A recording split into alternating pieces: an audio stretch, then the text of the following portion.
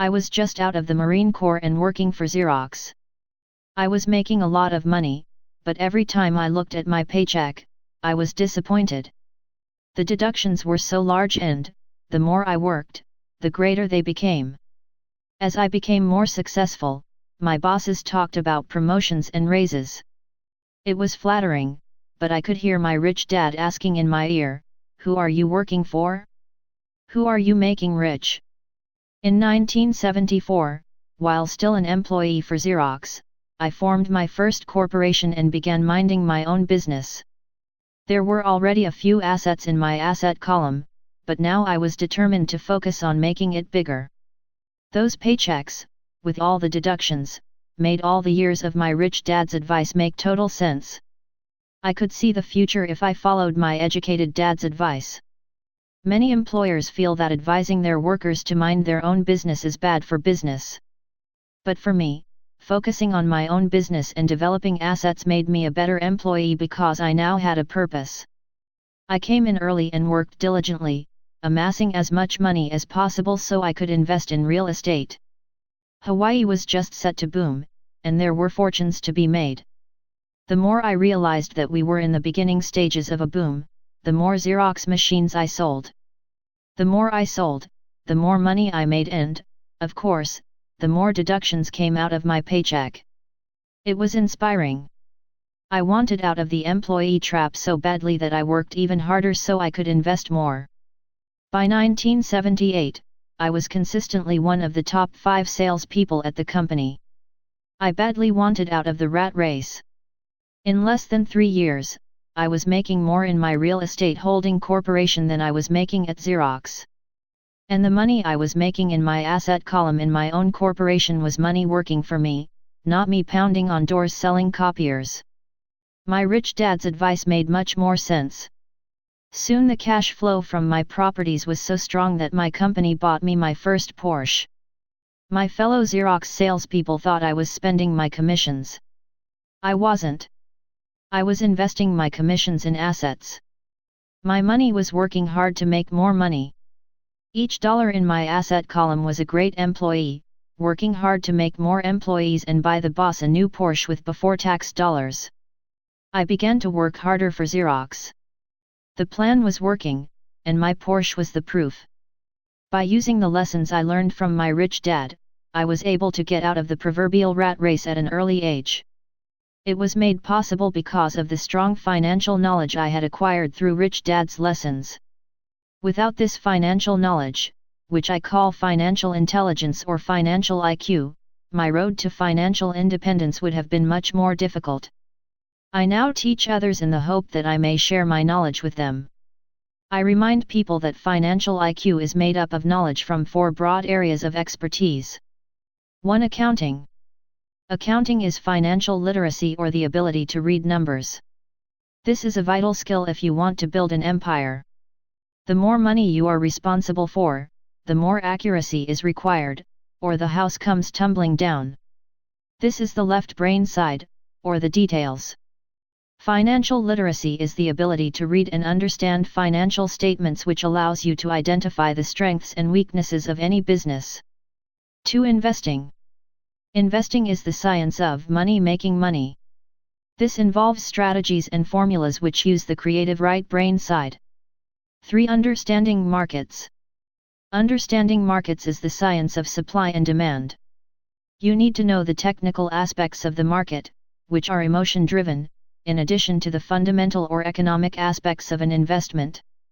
Does an investment make sense or does it not make sense based on current market conditions? 4. The law. A corporation wrapped around the technical skills of accounting, investing, and markets can contribute to explosive growth. A person who understands the tax advantages and protections provided by a corporation can get rich so much faster than someone who is an employee or a small business sole proprietor. It's like the difference between someone walking and someone flying. The difference is profound when it comes to long-term wealth. Tax advantages. A corporation can do many things that an employee cannot, like pay expenses before paying taxes. That is a whole area of expertise that is very exciting. Employees earn and get taxed, and they try to live on what is left. A corporation earns, spends everything it can, and is taxed on anything that is left. It's one of the biggest legal tax loopholes that the rich use. They're easy to set up and are not expensive if you own investments that are producing good cash flow.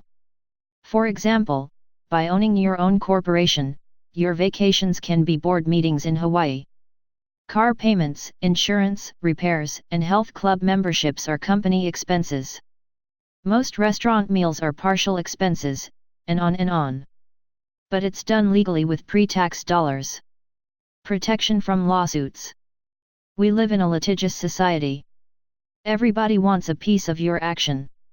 The rich hide much of their wealth using vehicles such as corporations and trusts to protect their assets from creditors.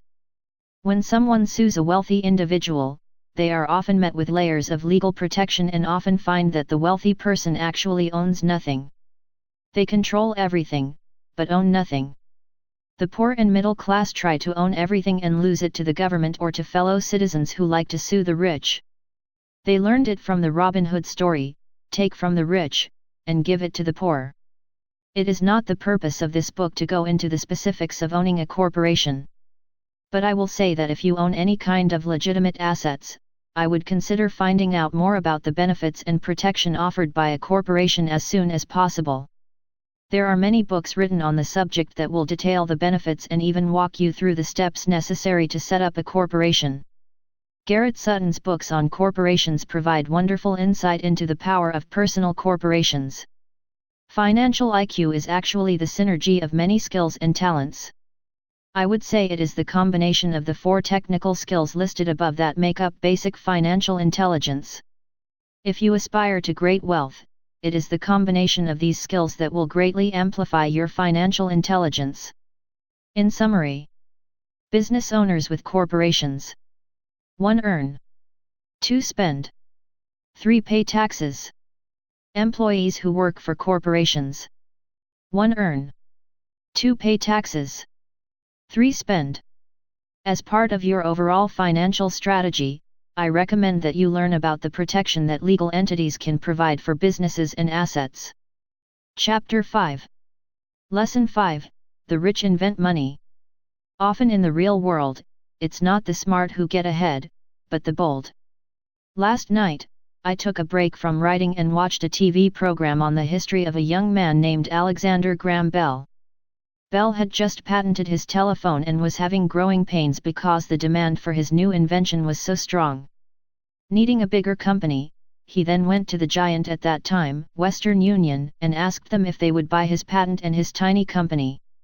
He wanted $100,000 for the whole package. The president of Western Union scoffed at him and turned him down, saying the price was ridiculous. The rest is history. A multi-billion-dollar industry emerged, and AT&T was born. The evening news came on right after the story of Alexander Graham Bell. On the news was a story of another downsizing at a local company. The workers were angry and complained that the company ownership was unfair. A terminated manager of about 45 years of age had his wife and 2 babies at the plant and was begging the guards to let him talk to the owners to ask if they would reconsider his termination. He had just bought a house and was afraid of losing it. The camera focused in on his pleading for all the world to see. Needless to say, it held my attention. I have been teaching professionally since 1984.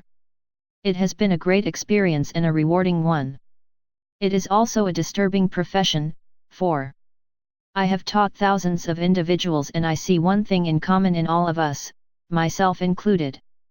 We all have tremendous potential, and we all are blessed with gifts. Yet the one thing that holds all of us back is some degree of self-doubt. It is not so much the lack of technical information that holds us back, but more the lack of self-confidence. Some are more affected than others. Once we leave school, most of us know that it is not so much a matter of college degrees or good grades that count. In the real world outside of academics, something more than just grades is required. I have heard it called many things: guts, chutzpah, balls, audacity, bravado, cunning, daring, tenacity, and brilliance. This factor, whatever it is labeled, ultimately decides one's future much more than school grades do. Inside each of us is one of these brave, brilliant, and daring characters. There is also the flip side of that character, people who could get down on their knees and beg if necessary. After a year in Vietnam as a Marine Corps pilot, I got to know both of those characters inside of me intimately. One is not better than the other. Yet as a teacher, I recognized that it was excessive fear and self-doubt that were the greatest detractors of personal genius. It broke my heart to see students know the answers, yet lack the courage to act on the answer. Often in the real world, it's not the smart who get ahead, but the bold. In my personal experience, your financial genius requires both technical knowledge as well as courage. If fear is too strong, the genius is suppressed. In my classes, I strongly urge students to learn to take risks, to be bold, and to let their genius convert that fear into power and brilliance. It works for some and just terrifies others. I have come to realize that for most people, when it comes to the subject of money, they would rather play it safe. I have had to field questions such as, why take risks? Why should I bother developing my financial IQ? Why should I become financially literate? And I answer, just to have more options. There are huge changes up ahead. In the coming years, there will be more people just like the young inventor Alexander Graham Bell. There will be 100 people like Bill Gates and hugely successful companies like Microsoft created every year, all over the world. And there also will be many more bankruptcies, layoffs, and downsizings. So why bother developing your financial IQ? No one can answer that but you. Yet I can tell you why I myself do it. I do it because it is the most exciting time to be alive. I'd rather be welcoming change than dreading change. I'd rather be excited about making millions than worrying about not getting a raise. This period we are in now is a most exciting time, unprecedented in our world's history. Generations from now, people will look back at this period of time and remark at what an exciting era it must have been. It was the death of the old and birth of the new. It was full of turmoil, and it was exciting. So why bother developing your financial IQ? Because if you do, you will prosper greatly. And if you don't, this period of time will be a frightening one. It will be a time of watching some people move boldly forward while others cling to worn-out life preservers. Land was wealth 300 years ago. So the person who owned the land owned the wealth. Later, wealth was in factories and production, and America rose to dominance. The industrialist owned the wealth. Today, wealth is in information.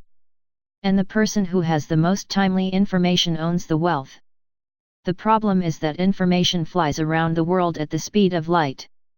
The new wealth cannot be contained by boundaries and borders as land and factories were. The changes will be faster and more dramatic. There will be a dramatic increase in the number of new multimillionaires. There also will be those who are left behind. I find so many people struggling today, often working harder, simply because they cling to old ideas. They want things to be the way they were, and they resist change. I know people who are losing their jobs or their houses, and they blame technology or the economy or their boss. Sadly, they fail to realize that they might be the problem. Old ideas are their biggest liability. It is a liability simply because they fail to realize that while that idea or way of doing something was an asset yesterday, yesterday is gone. One afternoon I was teaching how to invest using a board game. I had invented, cash flow registered trademark, as a teaching tool. A friend had brought someone along to attend the class. This friend of a friend was recently divorced, had been badly burned in the divorce settlement, and was now searching for some answers. Her friend thought the class might help. The game was designed to help people learn how money works. In playing the game, they learn about the interaction of the income statement with the balance sheet. They learn how cash flows between the two and how the road to wealth is through striving to increase your monthly cash flow from the asset column to the point that it exceeds your monthly expenses. Once you accomplish this, you are able to get out of the rat race and out onto the fast track. As I have said, some people hate the game, some love it, and others miss the point. This woman missed a valuable opportunity to learn something. In the opening round, she drew a doodad card with the boat on it. At first she was happy. "Oh, I've got a boat." Then, as her friend tried to explain how the numbers worked on her income statement and balance sheet, she got frustrated because she had never liked math. The rest of her table waited while her friend continued explaining the relationship between the income statement, balance sheet, and monthly cash flow. Suddenly, when she realized how the numbers worked, it dawned on her that her boat was eating her alive. Later on in the game, she was also downsized and had a child. It was a horrible game for her. After the class, her friend came by and told me that she was upset. She had come to the class to learn about investing and did not like the idea that it took so long to play a silly game. Her friend attempted to tell her to look within herself to see if the game reflected her in any way. With that suggestion, the woman demanded her money back. She said that the very idea that a game could be a reflection of her was ridiculous. Her money was promptly refunded, and she left. Since 1984, I have made millions simply by doing what the school system does not do. In school, most teachers lecture. I hated lectures as a student. I was soon bored, and my mind would drift. In 1984, I began teaching via games and simulations, and I still rely on these tools today. I always encourage adult students to look at games as reflecting back to them what they know and what they need to learn. Most importantly, games reflect behavior. They are instant feedback systems. Instead of the teacher lecturing you, the game is giving you a personalized lecture, one that is custom-made just for you. The friend of the woman who left later called to give me an update. She said her friend was fine and had calmed down. In her cooling-off period, she could see some slight relationship between the game and her life. Although she and her husband did not own a boat, they did own everything else imaginable. She was angry after their divorce, both because he had run off with a younger woman and because, after 20 years of marriage, they had accumulated little in the way of assets. There was virtually nothing for them to split. Their 20 years of married life had been incredible fun, but all they had accumulated was a ton of doodads. She realized that her anger at doing the numbers, the income statement and balance sheet, came from her embarrassment about not understanding them. She had believed that finances were the man's job. She maintained the house and did the entertaining, and he handled the finances. She was now quite certain that in the last 5 years of their marriage, he had hidden money from her. She was angry at herself for not being more aware of where the money was going, as well as for not knowing about the other woman. Just like a board game, the world is always providing us with instant feedback. We could learn a lot if we tuned in more. One day not long ago, I complained to my wife that the cleaners must have shrunk my pants. My wife gently smiled and poked me in the stomach to inform me that the pants had not shrunk. Something else had expanded me. The cash flow game was designed to give every player personal feedback. Its purpose is to give you options. If you draw the boat card and it puts you into debt, the question is, now what can you do? How many different financial options can you come up with? That is the purpose of the game, to teach players to think and create new and various financial options. Thousands of people throughout the world have played this game. The players who get out of the rat race the quickest are the people who understand numbers and have creative financial minds. They recognize different financial options. Rich people are often creative and take calculated risks. People who take the longest are people who are not familiar with numbers and often do not understand the power of investing. Some people playing cash flow gain lots of money in the game, but they don't know what to do with it. Even though they have money, everyone else seems to be getting ahead of them. And that is true in real life. There are a lot of people who have a lot of money and do not get ahead financially. Limiting your options is the same as hanging on to old ideas. I have a friend from high school who now works at 3 jobs. Years ago, he was the richest of all my classmates. When the local sugar plantation closed, the company he worked for went down with the plantation. In his mind, He had but one option, and that was the old option: work hard. The problem was that he couldn't find an equivalent job that recognized his seniority from the old company. As a result, he is overqualified for the jobs he currently has, so his salary is lower. He now works 3 jobs to earn enough to survive. I have watched people playing cash flow complain that the right opportunity cards are not coming their way. So they sit there. I know people who do that in real life. They wait for the right opportunity. I have watched people get the right opportunity card and then not have enough money. Then they complain that they would have gotten out of the rat race if they had had more money. So they sit there. I know people in real life who do that also. They see all the great deals, but they have no money. And I have seen people pull a great opportunity card, read it out loud, and have no idea that it is a great opportunity. They have the money, the time is right, they have the card, but they can't see the opportunity staring them in the face. They fail to see how it fits into their financial plan for escaping the rat race. And I know more people like that than all the others combined. Most people have an opportunity of a lifetime flash right in front of them, and they fail to see it. A year later, they find out about it, after everyone else got rich. Financial intelligence is simply having more options. If the opportunities aren't coming your way, what else can you do to improve your financial position? If an opportunity lands in your lap and you have no money and the bank won't talk to you, what else can you do to get the opportunity to work in your favor? If your hunch is wrong, and what you've been counting on doesn't happen, how can you turn a lemon into millions? That is financial intelligence. It is not so much what happens, but how many different financial solutions you can think of to turn a lemon into millions. It is how creative you are in solving financial problems. Most people only know one solution: work hard, save, and borrow. So why would you want to increase your financial intelligence? Because you want to be the kind of person who creates your own luck. You take whatever happens and make it better. Few people realize that luck is created, just as money is.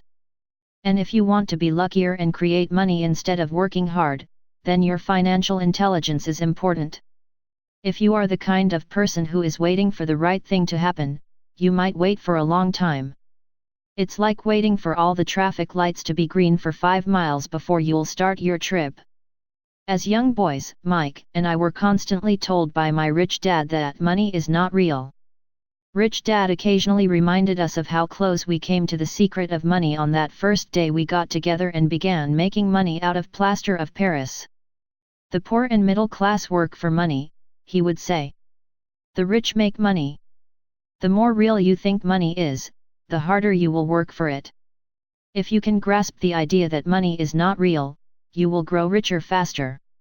What is it? Was a question Mike and I often came back with. What is money if it is not real? What we agree it is, was all Rich Dad would say. The single most powerful asset we all have is our mind. If it is trained well, it can create enormous wealth seemingly instantaneously. An untrained mind can also create extreme poverty that can crush a family for generations. In the information age, money is increasing exponentially. A few individuals are getting ridiculously rich from nothing, just ideas and agreements. If you ask many people who trade stocks or other investments for a living, they see it done all the time. Often, millions can be made instantaneously from nothing.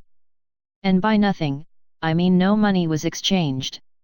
It is done via agreement, a hand signal in a trading pit, a blip on a trader's screen in Lisbon from a trader's screen in Toronto and back to Lisbon, a call to my broker to buy and a moment later to sell.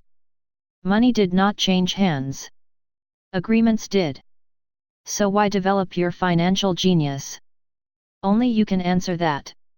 I can tell you why I have been developing this area of my intelligence. I do it because I want to make money fast. Not because I need to, but because I want to. It is a fascinating learning process. I develop my financial IQ because I want to participate in the fastest game and biggest game in the world. And in my own small way, I would like to be part of this unprecedented evolution of humanity, the era where humans work purely with their minds and not with their bodies. Besides, it is where the action is. It is what is happening. It's hip. It's scary. And it's fun. That is why I invest in my financial intelligence, developing the most powerful asset I have. I want to be with people moving boldly forward. I do not want to be with those left behind. I will give you a simple example of creating money. In the early 1990s, the economy of Phoenix, Arizona, was horrible. I was watching a TV show when a financial planner came on and began forecasting doom and gloom. His advice was to save money. Put $100 away every month, he said. In 40 years you will be a multimillionaire. Well, putting money away every month is a sound idea. It is one option, the option most people subscribe to. The problem is this: it blinds the person to what is really going on. It causes them to miss major opportunities for much more significant growth of their money. The world is passing them by. As I said, the economy was terrible at that time. For investors, this is the perfect market condition. A chunk of my money was in the stock market and in apartment houses. I was short of cash. Because people were giving properties away, I was buying. I was not saving money. I was investing. Kim and I had more than $1 million in cash working in a market that was rising fast. It was the best opportunity to invest. The economy was terrible. I just could not pass up these small deals. Houses that were once $100,000 were now $75,000. But instead of shopping with local real estate agents, I began shopping at the bankruptcy attorney's office, or the courthouse steps. In these shopping places, a $75,000 house could sometimes be bought for $20,000 or less. For $2,000, which was loaned to me from a friend for 90 days for $200, I gave an attorney a cashier's check as a down payment. While the acquisition was being processed, I ran an ad advertising a $75,000 house for only $60,000 and no money down. The phone rang hard and heavy. Prospective buyers were screened, and once the property was legally mine, all the prospective buyers were allowed to look at the house. It was a feeding frenzy. The house sold in a few minutes. I asked for a $2,500 processing fee, which they gladly handed over, and the escrow and title company took over from there. I returned the $2,000 to my friend with an additional $200. He was happy, the home buyer was happy, the attorney was happy, and I was happy. I had sold a house for $60,000 that cost me $20,000. The $40,000 was created from money in my asset column in the form of a promissory note from the buyer. Total working time, 5 hours. During this depressed market, Kim and I were able to do 6 of these simple transactions in our spare time. While the bulk of our money was in larger properties and the stock market, we were able to create more than $190,000 in assets, notes at 10% interest, in those 6 buy, create, and sell transactions. That comes to approximately $19,000 a year income, much of it sheltered through our private corporation. Much of that $19,000 a year goes to pay for our company cars, gas, trips, insurance, dinners with clients, and other things. By the time the government gets a chance to tax that income, it's been spent on legally allowed pre-tax expenses. This was a simple example of how money is invented, created, and protected using financial intelligence. Ask yourself, how long would it take to save $190,000? Would the bank pay you 10% interest on your money? And the promissory note is good for 30 years. I hope they never pay me the $190,000. I have to pay a tax if they pay me the principal, and besides, $19,000 paid over 30 years is a little over $500,000 in income. I have people ask what happens if the person doesn't pay. That does happen, and it's good news. That $60,000 home could be taken back and resold for $70,000, and another $2,500 collected as a loan processing fee. It would still be a zero-down transaction in the mind of the new buyer. And the process would go on. The first time I sold the house, I paid back the $2,000, so technically, I have no money in the transaction. My return on investment, ROI, is infinity. It's an example of no money making a lot of money. In the second transaction, when resold, I would have put $2,000 in my pocket and re-extended the loan to 30 years. What would my ROI be if I got paid money to make money? I do not know, but it sure beats saving $100 a month, which actually starts out as $150 because it's after-tax income for 40 years earning low interest. And again, you're taxed on the interest. That is not too intelligent. It may be safe, but it's not smart. A few years later, as the Phoenix real estate market strengthened, those houses we sold for $60,000 became worth $110,000. Foreclosure opportunities were still available, but became rare. It cost a valuable asset, my time, to go out looking for them. Thousands of buyers were looking for the few available deals. The market had changed. It was time to move on and look for other opportunities to put in the asset column. You can't do that here. That is against the law. You're lying. I hear those comments much more often than can you show me how to do that? The math is simple. You do not need algebra or calculus. And the escrow company handles the legal transaction and the servicing of the payments. I have no roofs to fix or toilets to unplug because the owners do that. It's their house. Occasionally someone does not pay. And that is wonderful because there are late fees, or they move out and the property is sold again. The court system handles that. And it may not work in your area. The market conditions may be different. But the example illustrates how a simple financial process can create hundreds of thousands of dollars, with little money and low risk. It is an example of money being only an agreement. Anyone with a high school education can do it. Yet most people won't. Most people listen to the standard advice of work hard and save money. For about 30 hours of work, approximately $190,000 was created in the asset column, and no taxes were paid. Which one sounds harder to you? 1. Work hard. Pay 50% in taxes. Save what is left. Your savings then earn 5%, which is also taxed. Or 2. Take the time to develop your financial intelligence, harness the power of your brain and the asset column.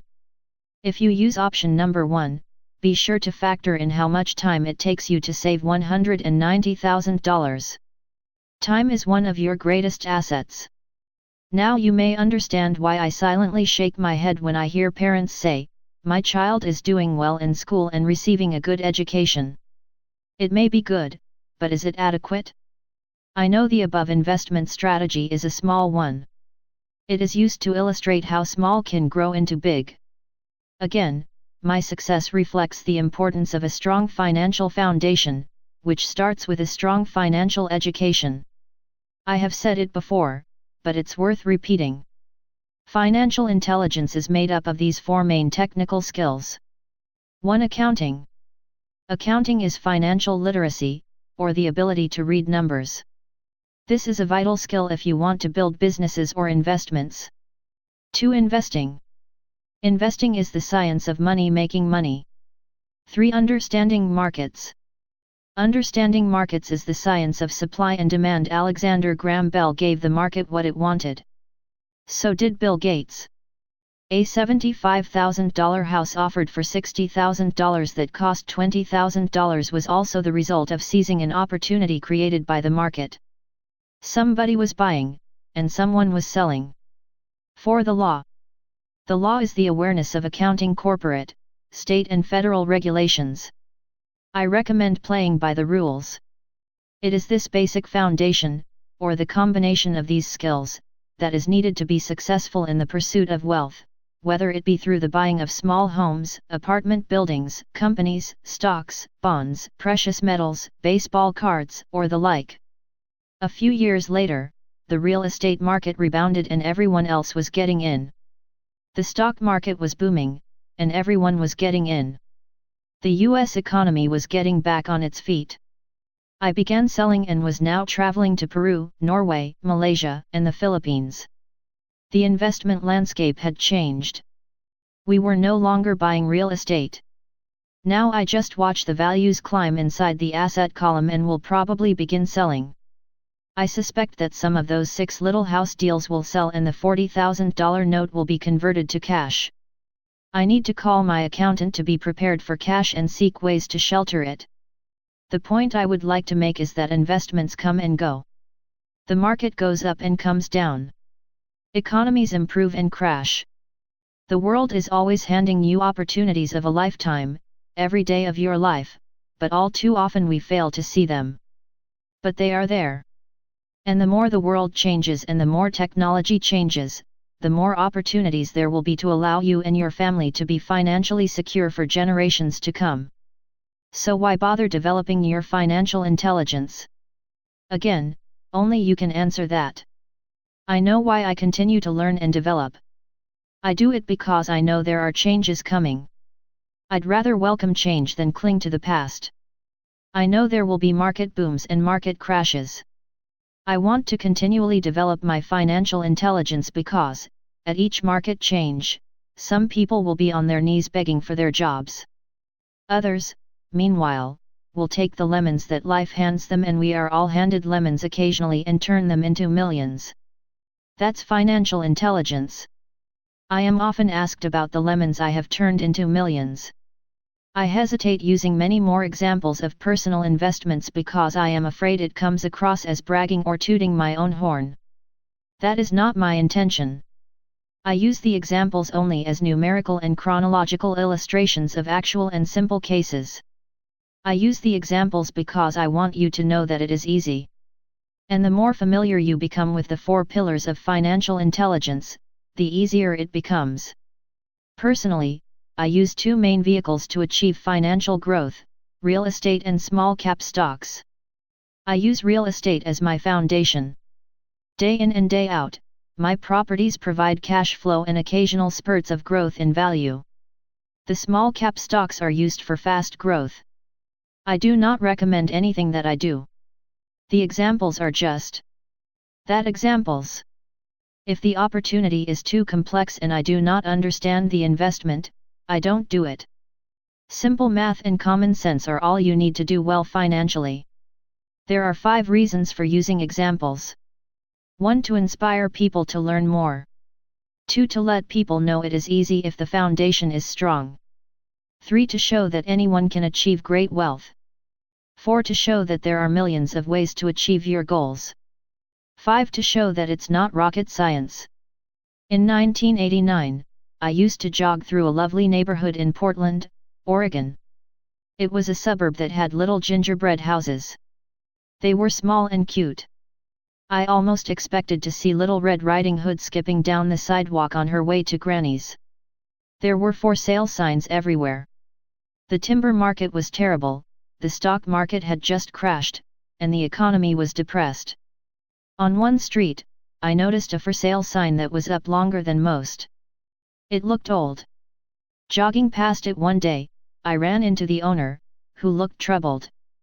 "What are you asking for your house?" I asked. The owner turned and smiled weakly. "Make me an offer," he said. "It's been for sale for over a year. Nobody even comes by anymore to look at it." "I'll look," I said, and I bought the house a half hour later for $20,000 less than his asking price. It was a cute little 2-bedroom home, with gingerbread trim on all the windows. It was light blue with grey accents and had been built in 1930. Inside there was a beautiful rock fireplace, as well as 2 tiny bedrooms. It was a perfect rental house. I gave the owner $5,000 down for a $45,000 house that was really worth $65,000, except that no one wanted to buy it. The owner moved out in a week, happy to be free, and my first tenant moved in, a local college professor. After the mortgage, expenses, and management fees were paid, I put a little less than $40 in my pocket at the end of each month. Hardly exciting. A year later, the depressed Oregon real estate market had begun to pick up. California investors, flush with money from their still booming real estate market, were moving north and buying up Oregon and Washington. I sold that little house for $95,000 to a young couple from California who thought it was a bargain. My capital gains of approximately $40,000 were placed into a 1031 tax-deferred exchange, and I went shopping for a place to put my money. In about a month, I found a 12-unit apartment house right next to the Intel plant in Beaverton, Oregon. The owners lived in Germany, had no idea what the place was worth, and again, just wanted to get out of it. I offered $275,000 for a $450,000 building. They agreed to $300,000. I bought it and held it for 2 years. Utilizing the same 1031 exchange process, we sold the building for $495,000 and bought a 30-unit apartment building in Phoenix, Arizona. We had moved to Phoenix by then to get out of the rain, and needed to sell anyway. Like the former Oregon market, the real estate market in Phoenix was depressed. The price of the 30-unit apartment building in Phoenix was $875,000, with $225,000 down. The cash flow from the 30 units was a little over $5,000 a month. The Arizona market began moving up and, a few years later, a Colorado investor offered us $1.2 million for the property. The point of this example is how a small amount can grow into a large amount. Again, it is a matter of understanding financial statements, investment strategies, a sense of the market, and the laws. If people are not versed in these subjects, then obviously they must follow standard dogma, which is to play it safe, diversify, and only invest in secure investments. The problem with secure investments is that they are often sanitized, that is, made so safe that the gains are less. Most large brokerage houses will not touch speculative transactions in order to protect themselves and their clients. And that is a wise policy. The really hot deals are not offered to people who are novices. Often, the best deals that make the rich even richer are reserved for those who understand the game. It is technically illegal to offer speculative deals to someone who is considered not sophisticated, but of course it happens. The more sophisticated I get, the more opportunities come my way. Another case for developing your financial intelligence over a lifetime is simply that more opportunities are presented to you. And the greater your financial intelligence, the easier it is to tell whether a deal is good. It's your intelligence that can spot a bad deal, or make a bad deal good. The more I learn, and there is a lot to learn, the more money I make simply because I gain experience and wisdom as the years go on. I have friends who are playing it safe, working hard at their profession, and failing to gain financial wisdom, which does take time to develop. My overall philosophy is to plant seeds inside my asset column. That is my formula. I start small and plant seeds. Some grow, some don't. Inside our real estate corporation, we have property worth several $million. It is our own right, or real estate investment trust. The point I'm making is that most of those millions started out as little $5,000 to $10,000 investments. All of those down payments were fortunate to catch a fast-rising market and increase tax-free. We traded in and out several times over a number of years. We also own a stock portfolio, surrounded by a corporation that Kim and I call our personal mutual fund. We have friends who deal specifically with investors like us who have extra money each month to invest. We buy high-risk, speculative private companies that are just about to go public on a stock exchange in the United States or Canada. An example of how fast gains can be made are 100,000 shares purchased for 25 cents each before the company goes public. 6 months later, the company is listed, and the 100,000 shares now are worth $2 each. If the company is well managed, the price keeps going up, and the stock may go to $20 or more per share. There are years when our $25,000 has gone to $1 million in less than a year. It is not gambling if you know what you're doing. It is gambling if you are just throwing money into a deal and praying. The idea in anything is to use your technical knowledge, wisdom, and love of the game to cut the odds down, to lower the risk. Of course, there is always risk. It is financial intelligence that improves the odds. Thus, what is risky for one person is less risky to someone else. That is the primary reason I constantly encourage people to invest more in their financial education than in stocks, real estate, or other markets. The smarter you are, the better chance you have of beating the odds. The stock plays I personally invested in were extremely high risk for most people and absolutely not recommended. I have been playing that game since 1979 and have paid more than my share in dues. But if you will reread why investments such as these are high risk for most people, you may be able to set your life up differently, so that the ability to take $25,000 and turn it into $1 million in a year is low risk for you. As stated earlier, nothing I have written is a recommendation. It is only used as an example of what is simple and possible. What I do is small potatoes in the grand scheme of things. Yet for the average individual, a passive income of more than $100,000 a year is nice and not hard to achieve. Depending on the market and how smart you are, it could be done in 5 to 10 years. If you keep your living expenses modest, $100,000 coming in as additional income is pleasant, regardless of whether you work. You can work if you like or take time off if you choose and use the government tax system in your favor, rather than against you. My personal basis is real estate. I love real estate because it's stable and slow-moving. I keep the base solid. The cash flow is fairly steady and, if properly managed, has a good chance of increasing in value. The beauty of a solid base of real estate is that it allows me to take greater risks, as I do with speculative stocks. If I make great profits in the stock market, I pay my capital gains tax on the gain and then reinvest what's left in real estate, again further securing my asset foundation.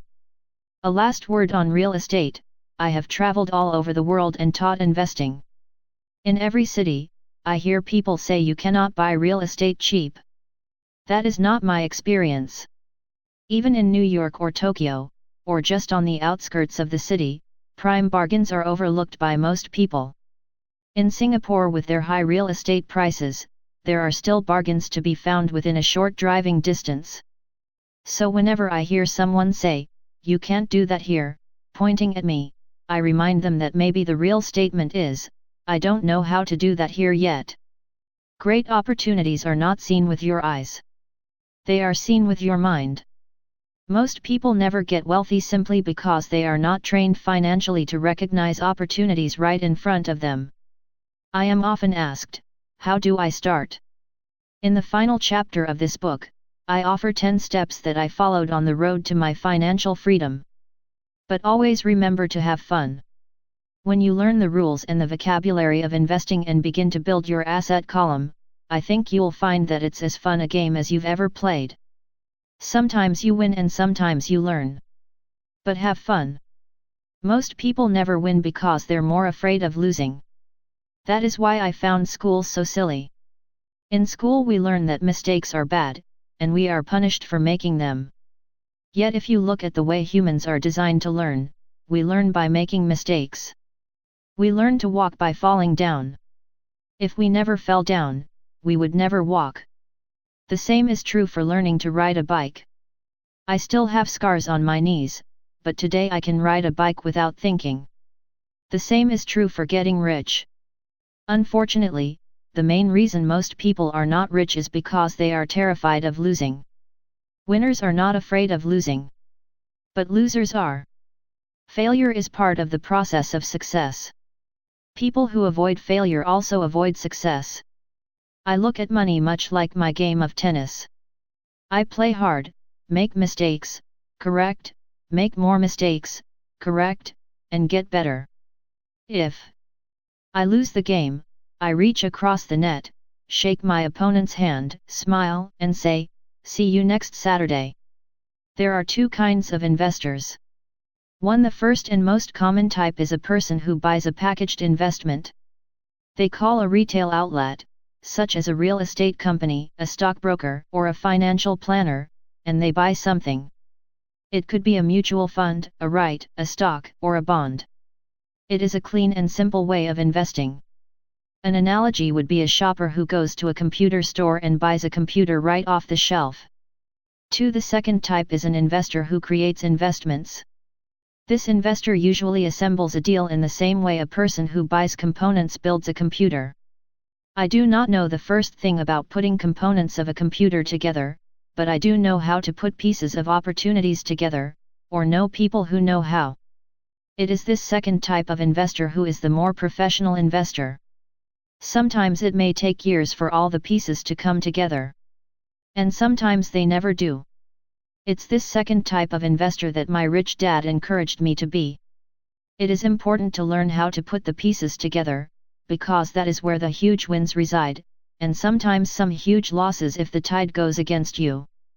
If you want to be the second type of investor, you need to develop 3 main skills. 1. Find an opportunity that everyone else missed. You see with your mind what others miss with their eyes. For example, a friend bought this rundown old house. It was spooky to look at. Everyone wondered why he bought it.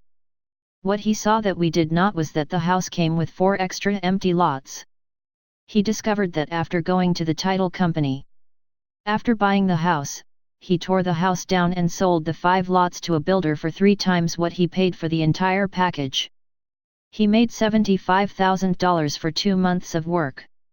It's not a lot of money, but it sure beats minimum wage. And it's not technically difficult. 2. Raise money. The average person only goes to the bank. This second type of investor needs to know how to raise capital, and there are many ways that don't require a bank. To get started, I learned how to buy houses without a bank. It was the learned skill of raising money, more than the houses themselves, that was priceless. All too often I hear people say, the bank won't lend me money, or I don't have the money to buy it. If you want to be a Type 2 investor, you need to learn how to do that, which stops most people. In other words, a majority of people let their lack of money stop them from making a deal. If you can avoid that obstacle, you will be millions ahead of those who don't learn those skills. There have been many times I have bought a house, a stock, or an apartment building without a penny in the bank. I once bought an apartment house for $1.2 million. I did what is called tying it up, with a written contract between seller and buyer. I then raised the $100,000 deposit, which bought me 90 days to raise the rest of the money. Why did I do it? Simply because I knew it was worth $2 million.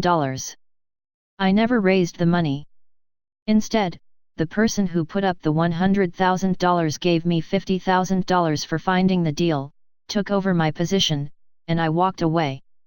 Total working time, 3 days. Again, it's what you know more than what you buy. Investing is not buying.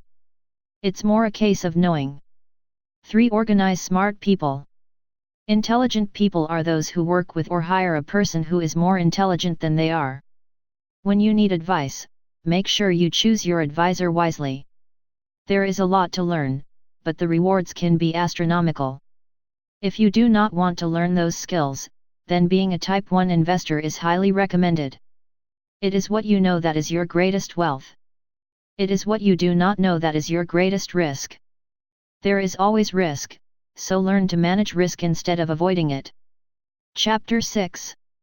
Lesson 6, Work to learn, don't work for money. Job security meant everything to my educated dad. Learning meant everything to my rich dad. A few years ago, I granted an interview with a newspaper in Singapore. The young female reporter was on time, and the interview got underway immediately. We sat in the lobby of a luxurious hotel, sipping coffee and discussing the purpose of my visit to Singapore. I was to share the platform with Zig Ziglar. He was speaking on motivation, and I was speaking on the secrets of the rich. Someday, I would like to be a best-selling author like you, she said. I had seen some of the articles she had written for the paper, and I was impressed. She had a tough, clear style of writing. Her articles held a reader's interest. You have a great style, I said in reply. What holds you back from achieving your dream? My work does not seem to go anywhere, she said quietly. Everyone says that my novels are excellent, but nothing happens. So I keep my job with the paper. At least it pays the bills. Do you have any suggestions? Yes, I do, I said brightly. A friend of mine here in Singapore runs a school that trains people to sell. He runs sales training courses for many of the top corporations here in Singapore, and I think attending one of his courses would greatly enhance your career. She stiffened. Are you saying I should go to school to learn to sell? I nodded. You aren't serious, are you? Again, I nodded. What is wrong with that? I was now backpedaling. She was offended by something, and now I was wishing. I had not said anything. In my attempt to be helpful, I found myself defending my suggestion. I have a master's degree in English literature. Why would I go to school to learn to be a salesperson? I am a professional. I went to school to be trained in a profession so I would not have to be a salesperson. I hate salespeople. All they want is money. So tell me why I should study sales. She was packing her briefcase. The interview was over. On the coffee table sat a copy of an earlier best-selling book I wrote. I picked it up as well as the notes she had jotted down on her legal pad. Do you see this? I said, pointing to her notes. She looked down at her notes. What? She said, confused. Again, I pointed deliberately to her notes. On her pad she had written, Robert Kiyosaki, best-selling author. It says best-selling author, not best writing author, I said quietly. Her eyes widened. I am a terrible writer, I said. You are a great writer. I went to sales school. You have a master's degree. Put them together and you get a best-selling author and a best writing author. Anger flared from her eyes. I'll never stoop so low as to learn how to sell. People like you have no business writing. I am a professionally trained writer and you are a salesman. It is not fair, she fumed. She put the rest of her notes away and hurried out through the large glass doors into the humid Singapore morning. At least she gave me a fair and favorable write-up the next morning. The world is filled with smart, talented, educated, and gifted people. We meet them every day. They are all around us. A few days ago, my car was not running well. I pulled into a garage, and the young mechanic had it fixed in just a few minutes. He knew what was wrong by simply listening to the engine. I was amazed. I am constantly shocked at how little talented people earn. I have met brilliant, highly educated people who earn less than $20,000 a year. A business consultant who specializes in the medical trade was telling me how many doctors, dentists, and chiropractors struggle financially. All this time, I thought that when they graduated, the dollars would pour in. It was this business consultant who gave me the phrase, they are one skill away from great wealth. What this phrase means is that most people need only to learn and master one more skill and their income would jump exponentially. I have mentioned before that financial intelligence is a synergy of accounting, investing, marketing, and law. Combine those four technical skills and making money with money is easier than most people would believe. When it comes to money, the only skill most people know is to work hard. The classic example of a synergy of skills was that young writer for the newspaper. If she diligently learned the skills of sales and marketing, her income would jump dramatically. If I were her, I would take some courses in advertising copywriting as well as sales. Then, instead of working at the newspaper, I would seek a job at an advertising agency. Even if it were a cut in pay, she would learn how to communicate in shortcuts that are used in successful advertising. She also would spend time learning public relations, an important skill. She would learn how to get millions in free publicity.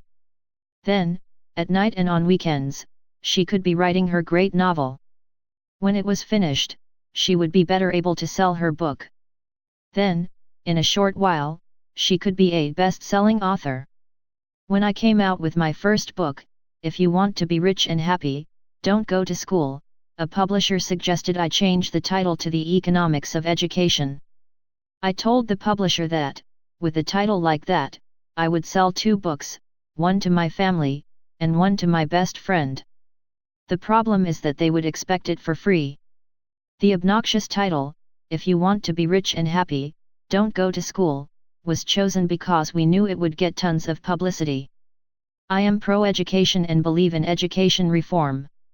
If I were not pro-education, why would I continue to press for changing our antiquated educational system? So I chose a title that would get me on more TV and radio shows, simply because I was willing to be controversial. Many people thought I was a fruitcake, but the book sold and sold. When I graduated from the U.S. Merchant Marine Academy in 1969, my educated dad was happy. Standard Oil of California had hired me for its oil tanker fleet as a third mate. The pay was low compared with my classmates, but it was okay for a first real job after college. My starting pay was about $42,000 a year, including overtime, and I only had to work for 7 months. I had 5 months of vacation. If I had wanted to, I could have taken the run to Vietnam with a subsidiary shipping company and easily doubled my pay instead of taking 5 months of vacation.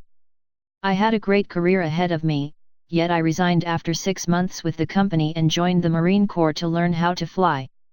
My educated dad was devastated. Rich Dad congratulated me. In school and in the workplace, the popular opinion is the idea of specialization, that is, in order to make more money or get promoted, you need to specialize. That is why medical doctors immediately begin to seek a specialty such as orthopedics or pediatrics. The same is true for accountants, architects, lawyers, pilots, and others. My educated dad believed in the same dogma. That is why he was thrilled when he eventually achieved his doctorate. He often admitted that schools reward people who study more and more about less and less. Rich Dad encouraged me to do exactly the opposite. You want to know a little about a lot was his suggestion. That is why for years I worked in different areas of his companies. For a while, I worked in his accounting department. Although I would probably never have been an accountant, he wanted me to learn via osmosis. Rich Dad knew I would pick up jargon and a sense of what is important and what is not. I also worked as a busboy and construction worker as well as in sales, reservations, and marketing. He was grooming Mike and me. That is why he insisted we sit in on the meetings with his bankers, lawyers, accountants, and brokers. He wanted us to know a little about every aspect of his empire. When I quit my high-paying job with Standard Oil, my educated dad had a heart-to-heart talk with me. He was bewildered. He could not understand my decision to resign from a career that offered high pay, great benefits, lots of time off, and opportunity for promotion. When he asked me one evening, "Why did you quit?" I could not explain it to him, though I tried hard to. My logic did not fit his logic. The big problem was that my logic was my rich dad's logic. Job security meant everything to my educated dad. Learning meant everything to my rich dad. Educated dad thought I went to school to learn to be a ship's officer. Rich dad knew that I went to school to study international trade. So as a student, I made cargo runs, navigating large freighters, oil tankers, and passenger ships to the Far East and the South Pacific. Rich Dad emphasized that I should stay in the Pacific instead of taking ships to Europe because he knew that the emerging nations were in Asia, not Europe. While most of my classmates, including Mike, were partying at their fraternity houses, I was studying trade, people, business styles, and cultures in Japan, Taiwan, Thailand, Singapore, Hong Kong, Vietnam, Korea, Tahiti, Samoa, and the Philippines.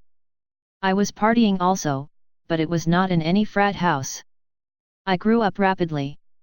Educated Dad just could not understand why I decided to quit and join the Marine Corps. I told him I wanted to learn to fly, but really, I wanted to learn to lead troops. Rich Dad explained to me that the hardest part of running a company is managing people. He had spent 3 years in the army, My educated dad was draft exempt. Rich dad valued learning to lead men into dangerous situations. Leadership is what you need to learn next, he said.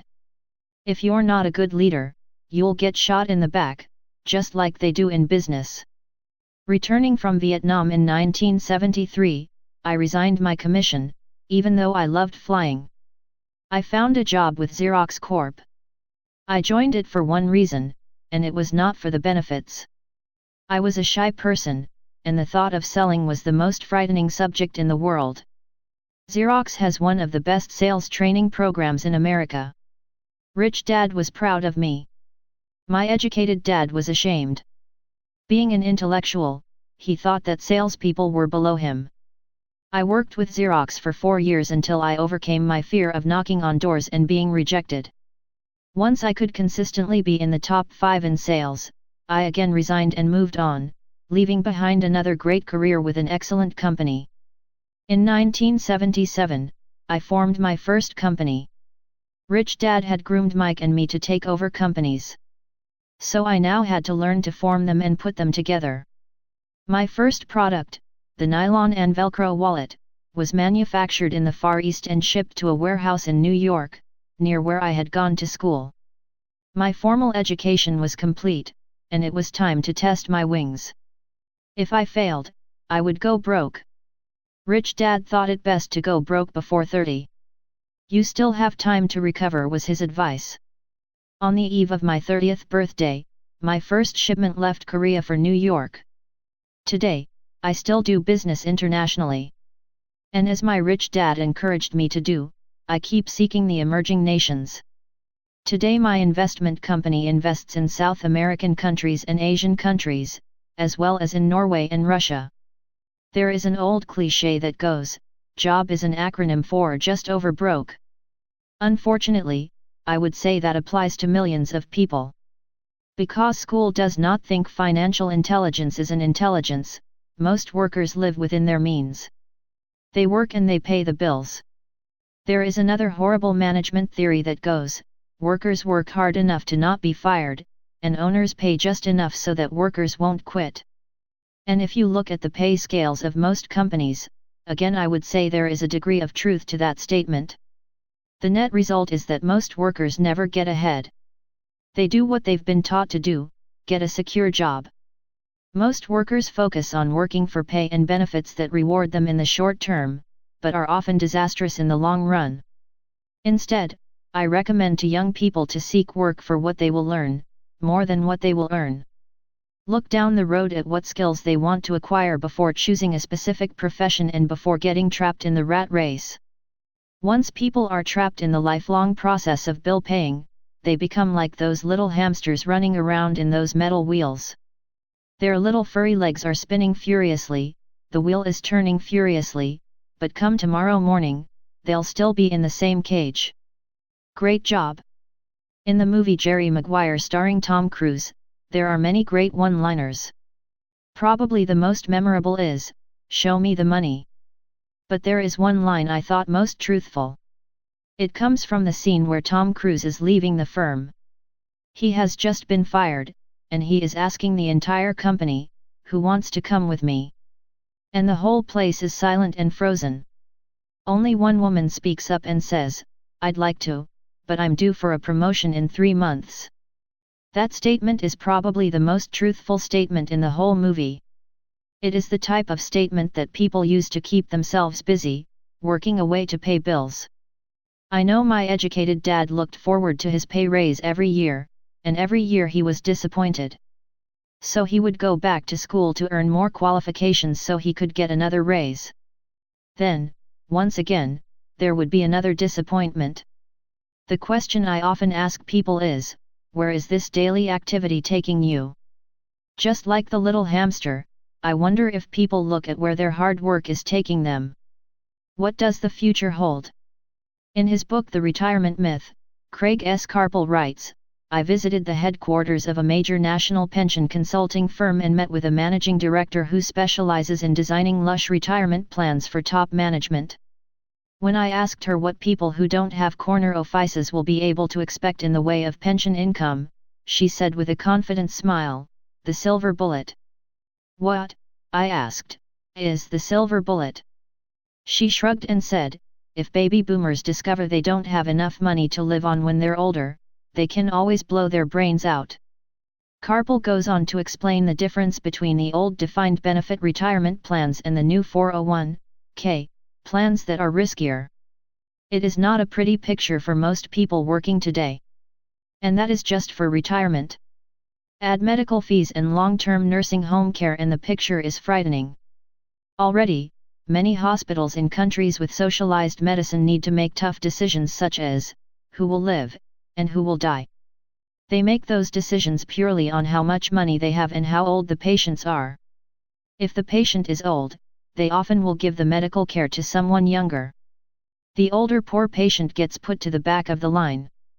Just as the rich can afford better education, the rich will be able to keep themselves alive, while those who have little wealth will die. So I wonder, are workers looking into the future or just until their next paycheck, never questioning where they are headed? When I speak to adults who want to earn more money, I always recommend the same thing. I suggest taking a long view of their life. Instead of simply working for the money and security, which I admit are important, I suggest they take a second job that will teach them a second skill. Often I recommend joining a network marketing company, also called multi-level marketing, if they want to learn sales skills. Some of these companies have excellent training programs that help people get over their fear of failure and rejection, which are the main reasons people are unsuccessful. Education is more valuable than money, in the long run. When I offer this suggestion, I often hear in response, "Oh, that is too much hassle," or "I only want to do what I am interested in." If they say, "It's too much of a hassle," I ask, "So you would rather work all your life giving 50% of what you earn to the government?" If they tell me, "I only do what I am interested in," I say, "I'm not interested in going to the gym, but I go because I want to feel better and live longer." Unfortunately, there is some truth to the old statement, "You can't teach an old dog new tricks." Unless a person is used to changing, it's hard to change. But for those of you who might be on the fence when it comes to the idea of working to learn something new, I offer this word of encouragement: life is much like going to the gym. The most painful part is deciding to go. Once you get past that, it's easy. There have been many days I have dreaded going to the gym, but once I am there and in motion, it is a pleasure. After the workout is over, I am always glad I talked myself into going. If you are unwilling to work to learn something new and instead insist on becoming highly specialized within your field, make sure the company you work for is unionized. Labor unions are designed to protect specialists. My educated dad, after falling from grace with the governor, became the head of the teachers' union in Hawaii. He told me that it was the hardest job he ever held. My rich dad, on the other hand, spent his life doing his best to keep his companies from becoming unionized. He was successful. Although the unions came close, Rich Dad was always able to fight them off.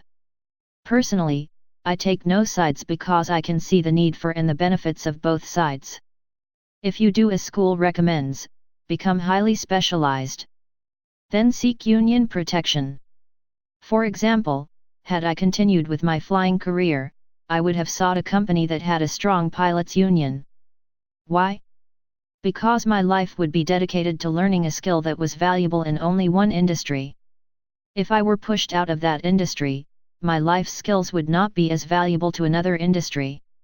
A displaced senior pilot with 100,000 hours of heavy airline transport time, earning $150,000 a year would have a hard time finding an equivalent high-paying job teaching in school. Skills do not necessarily transfer from industry to industry. Skills the pilots are paid for in the airline industry are not as important in, say, the school system. The same is true even for doctors today. With all the changes in medicine, many medical specialists are needing to conform to medical organizations such as HMOs. School teachers definitely need to be union members. Today in America, the teachers' union is the largest and the richest labor union of all. The NEA, the National Education Association, has tremendous political clout. Teachers need the protection of their union because their skills are also of limited value to an industry outside of education. So the rule of thumb is, highly specialized, then unionize. It's the smart thing to do. When I ask the classes I teach, how many of you can cook a better hamburger than McDonald's, almost all the students raise their hands. I then ask, so if most of you can cook a better hamburger, how come McDonald's makes more money than you? The answer is obvious, McDonald's is excellent at business systems. The reason so many talented people are poor is because they focus on building a better hamburger and know little to nothing about business systems. A friend of mine in Hawaii is a great artist. He makes a sizable amount of money. One day his mother's attorney called to tell him that she had left him $35,000. That is what was left of her estate after the attorney and the government took their shares. Immediately, he saw an opportunity to increase his business by using some of this money to advertise. 2 months later, his first 4-color, full-page ad appeared in an expensive magazine that targeted the very rich. The ad ran for 3 months. He received no replies from the ad. And all of his inheritance is now gone. He now wants to sue the magazine for misrepresentation. This is a common case of someone who can build a beautiful hamburger, but knows little about business. When I asked him what he learned, his only reply was, advertising salespeople are crooks. I then asked him if he would be willing to take a course in sales and a course in direct marketing. His reply, I don't have the time, and I don't want to waste my money. The world is filled with talented poor people. All too often, they're poor or struggle financially or earn less than they are capable of, not because of what they know, but because of what they do not know. They focus on perfecting their skills at building a better hamburger rather than the skills of selling and delivering the hamburger. Maybe McDonald's does not make the best hamburger, but they are the best at selling and delivering a basic average burger. Poor Dad wanted me to specialize. That was his view on how to be paid more. Even after being told by the governor of Hawaii that he could no longer work in state government, my educated dad continued to encourage me to get specialized. Educated Dad then took up the cause of the teachers' union, campaigning for further protection and benefits for these highly skilled and educated professionals. We argued often, but I know he never agreed that overspecialization is what caused the need for union protection. He never understood that the more specialized you become, the more you are trapped and dependent on that specialty. Rich Dad advised that Mike and I groom ourselves. Many corporations do the same thing. They find a young bright student just out of business school and begin grooming that person to someday take over the company. So these bright young employees do not specialize in one department. They are moved from department to learn all the aspects of business systems. The rich often groom their children or the children of others. By doing so, their children gain an overall knowledge of the operations of the business and how the various departments interrelate. For the World War II generation, it was considered bad to skip from company to company. Today, it is considered smart. Since people will skip from company to company rather than seek greater specialization in skills, why not seek to learn more than to earn? In the short term, it may earn you less, but it will pay dividends in the long term. The main management skills needed for success are: 1. Management of cash flow. 2. Management of systems. 3. Management of people. The most important specialized skills are sales and marketing. The ability to sell to communicate to another human being, be it a customer, employee, boss, spouse, or child, is the base skill of personal success. Communication skills such as writing, speaking, and negotiating are crucial to a life of success. These are skills I work on constantly, attending courses or buying educational resources to expand my knowledge. As I have mentioned, my educated dad worked harder and harder the more competent he became. He also became more trapped the more specialized he got. Although his salary went up, his choices diminished. Soon after he was locked out of government work, he found out how vulnerable he really was professionally. It is like professional athletes who suddenly are injured or are too old to play. Their once high-paying position is gone, and they have limited skills to fall back on. I think that is why my educated dad sided so much with the unions after that. He realized how much a union would have benefited him. Rich Dad encouraged Mike and me to know a little about a lot. He encouraged us to work with people smarter than we were and to bring smart people together to work as a team. Today it would be called a synergy of professional specialties. Today, I meet ex-school teachers earning hundreds of thousands of dollars a year. They earn that much because they have specialized skills in their field as well as other skills. They can teach, as well as sell and market. I know of no other skills to be more important than selling and marketing. The skills of selling and marketing are difficult for most people, primarily due to their fear of rejection. The better you are at communicating, negotiating, and handling your fear of rejection, the easier life is. Just as I advised that newspaper writer who wanted to become a best-selling author, I advise anyone else today. Being technically specialized has its strengths as well as its weaknesses.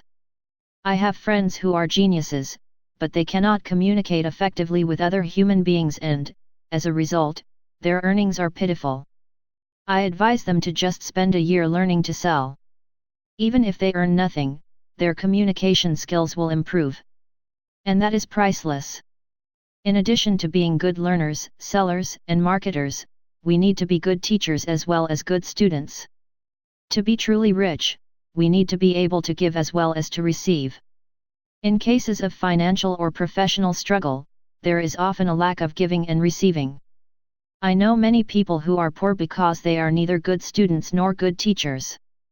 Both of my dads were generous men. Both made it a practice to give first. Teaching was one of their ways of giving. The more they gave, the more they received. One glaring difference was in the giving of money.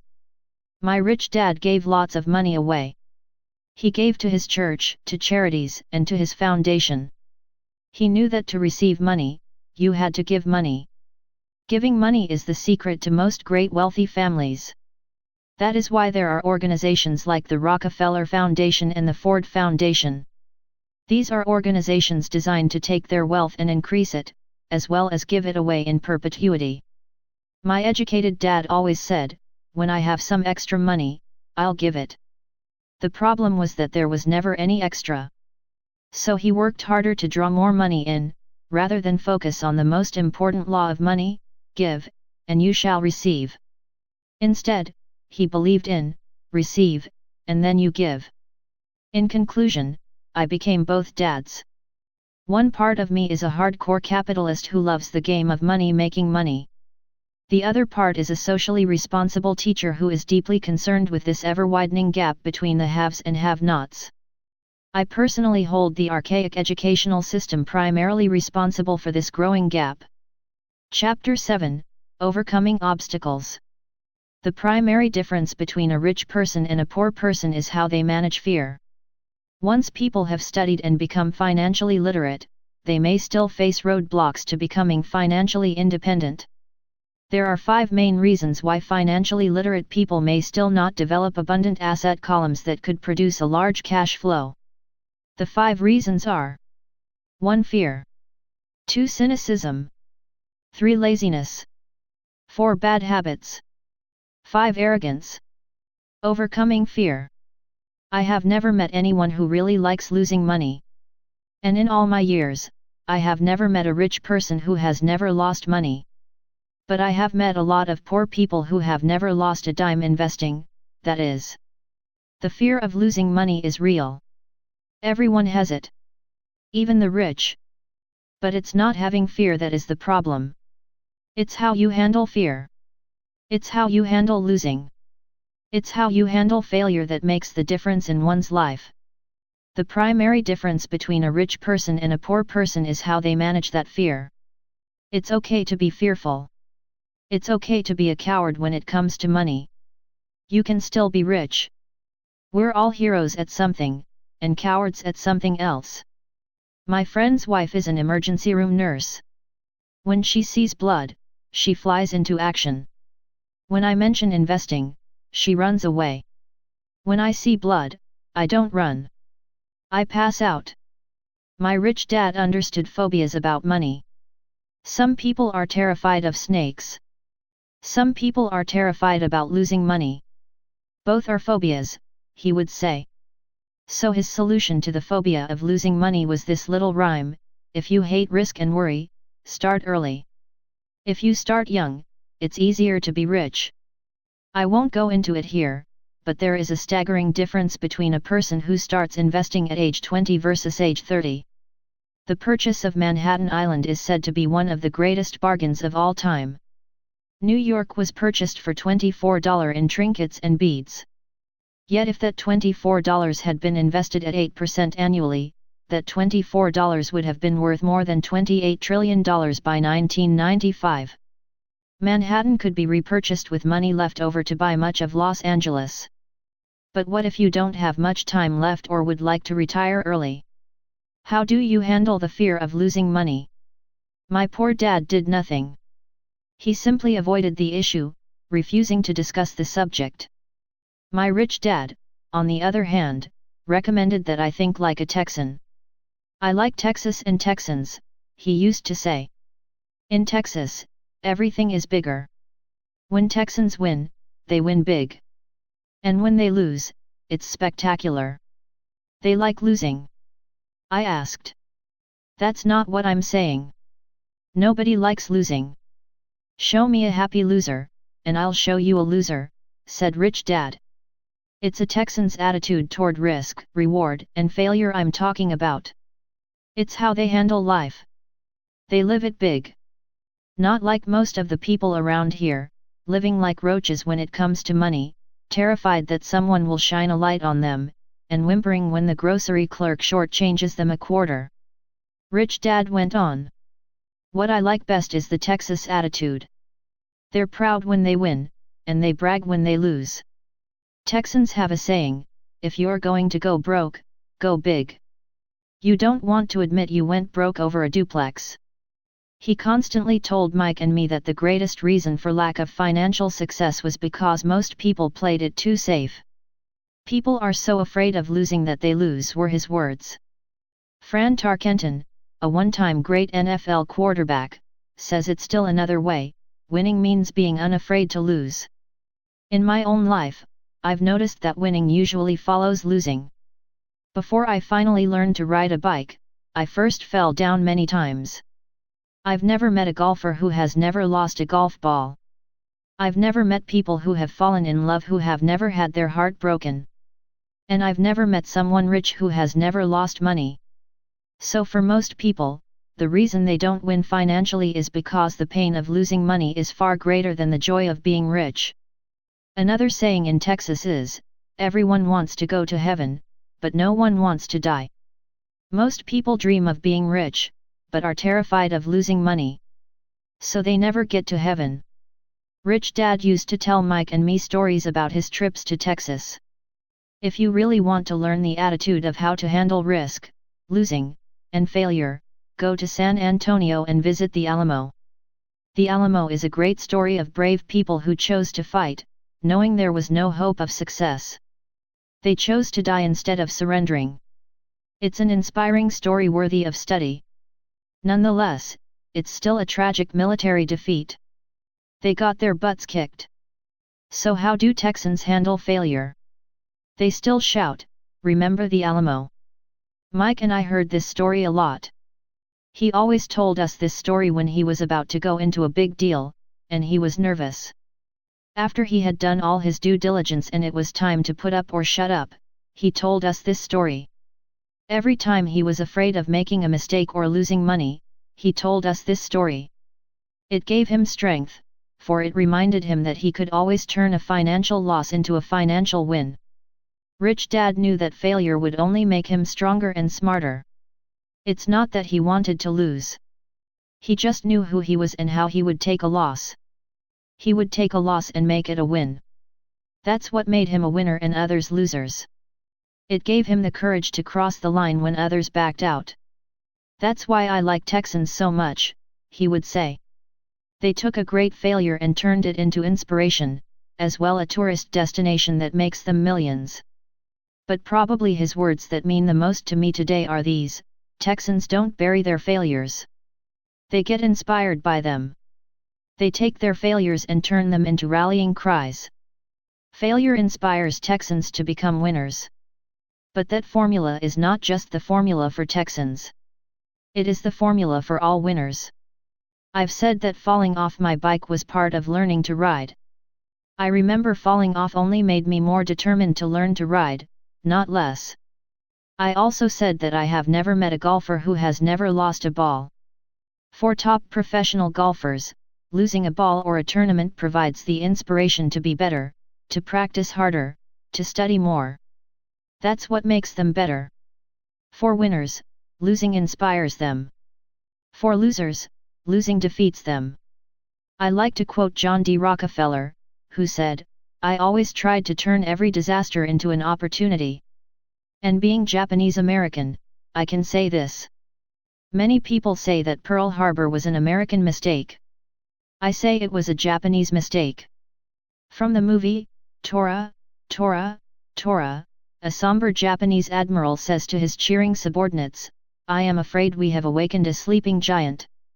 Remember, Pearl Harbor became a rallying cry. That turned one of America's greatest losses into the reason to win. This great defeat gave America strength, and America soon emerged as a world power. Failure inspires winners. And failure defeats losers. It is the biggest secret of winners. It's the secret that losers do not know. The greatest secret of winners is that failure inspires winning, thus, they're not afraid of losing. Repeating Fran Tarkenton's quote, "Winning means being unafraid to lose." People like Fran Tarkenton are not afraid of losing, because they know who they are. They hate losing, so they know that losing will only inspire them to become better. There is a big difference between hating losing and being afraid to lose. Most people are so afraid of losing money that they lose. They go broke over a duplex. Financially, they play life too safe and too small. They buy big houses and big cars, but not big investments.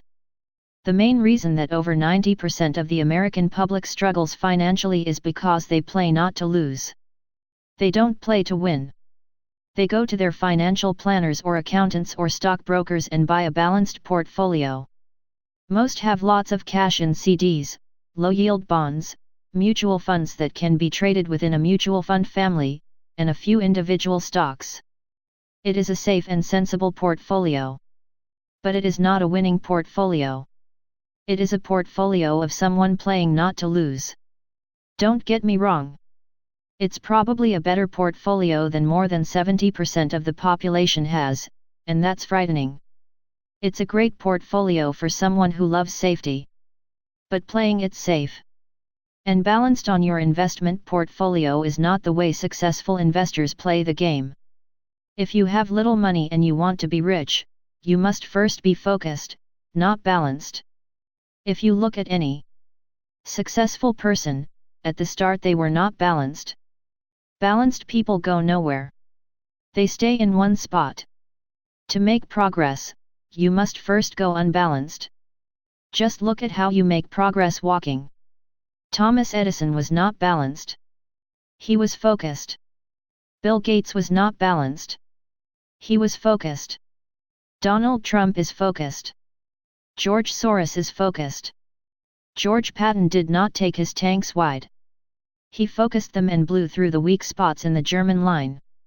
The French went wide with the Maginot Line, and you know what happened to them. If you have any desire to be rich, you must focus. Do not do what poor and middle-class people do, put their few eggs in many baskets. Put a lot of your eggs in a few baskets and focus, follow one course until successful. If you hate losing, play it safe. If losing makes you weak, play it safe. Go with balanced investments. If you're over 25 years old and are terrified of taking risks, don't change. Play it safe, but start early. Start accumulating your nest egg early because it will take time. But if you have dreams of freedom of getting out of the rat race, the first question to ask yourself is, how do I respond to failure? If failure inspires you to win, maybe you should go for it, but only maybe. If failure makes you weak or causes you to throw temper tantrums like spoiled brats who call attorneys to file lawsuits every time something doesn't go their way, then play it safe. Keep your daytime job. Or buy bonds or mutual funds. But remember, there is risk in those financial instruments also, even though they may appear safe. I say all this, mentioning Texas and Fran Tarkenton, because stacking the asset column is easy. It's really a low aptitude game. It doesn't take much education. 5th grade math will do. But building your asset column is a game in which attitude plays a major role. It takes guts, patience, and a great attitude toward failure. Losers avoid failing. And failure turns losers into winners. Just remember the Alamo. Overcoming cynicism. The sky is falling. The sky is falling. Most of us know the story of Chicken Little who ran around warning the barnyard of impending doom.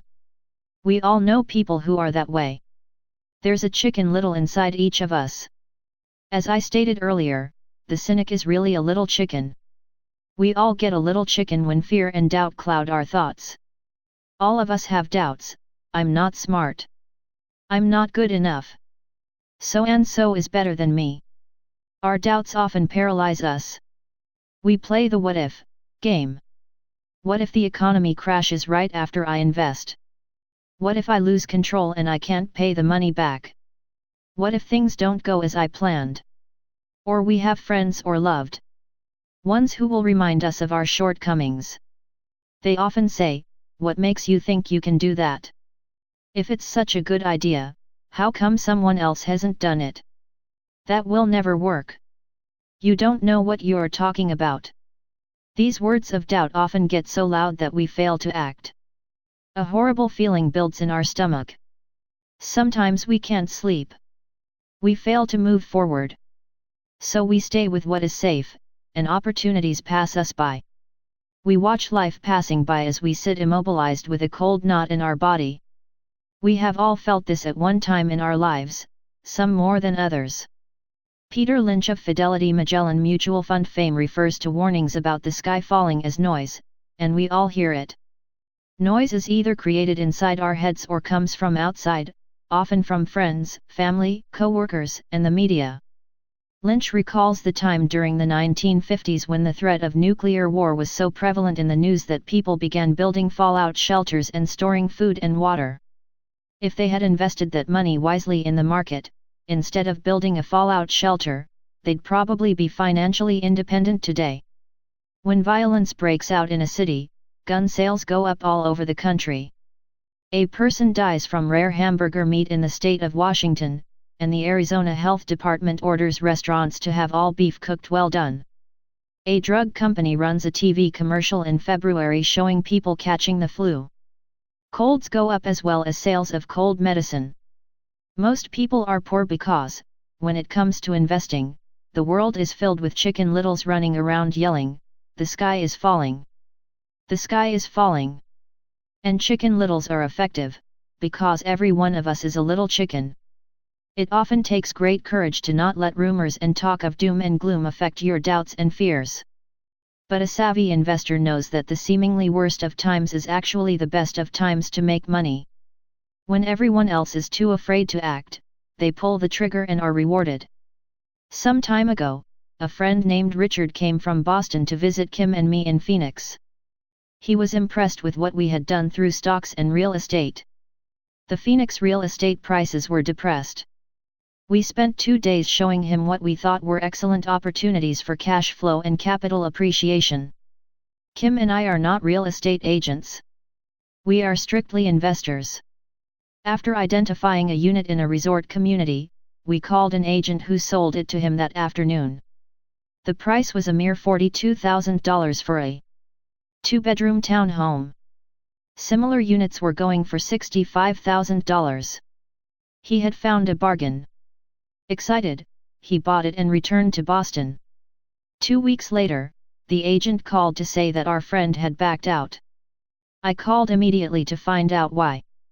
All he said was that he talked to his neighbor, and his neighbor told him it was a bad deal. He was paying too much.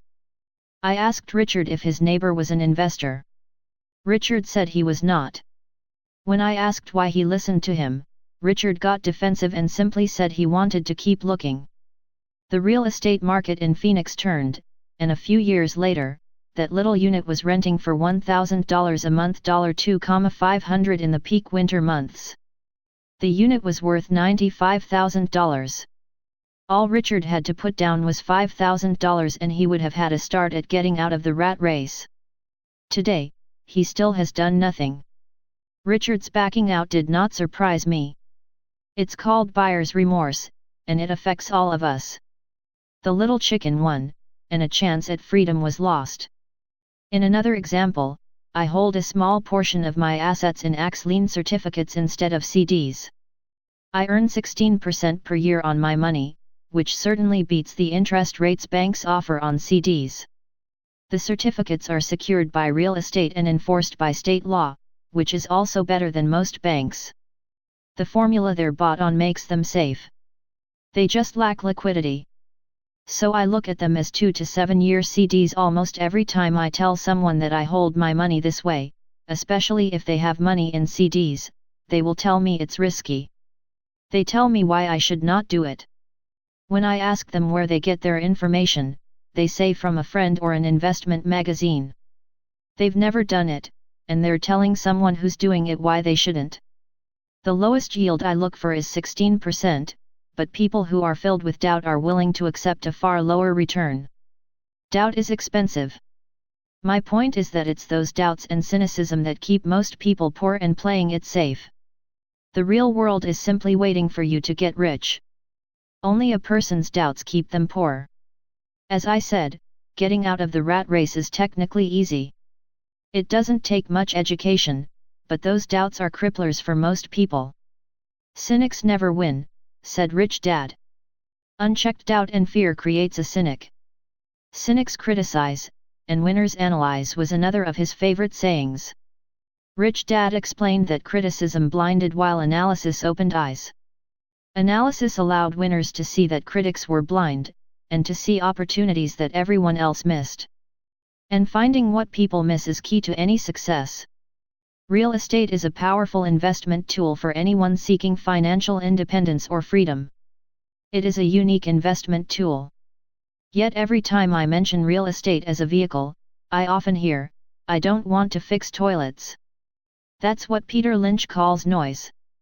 That's what my rich dad would say is the cynic talking, someone who criticizes and does not analyze, someone who lets their doubts and fears close their mind instead of open their eyes.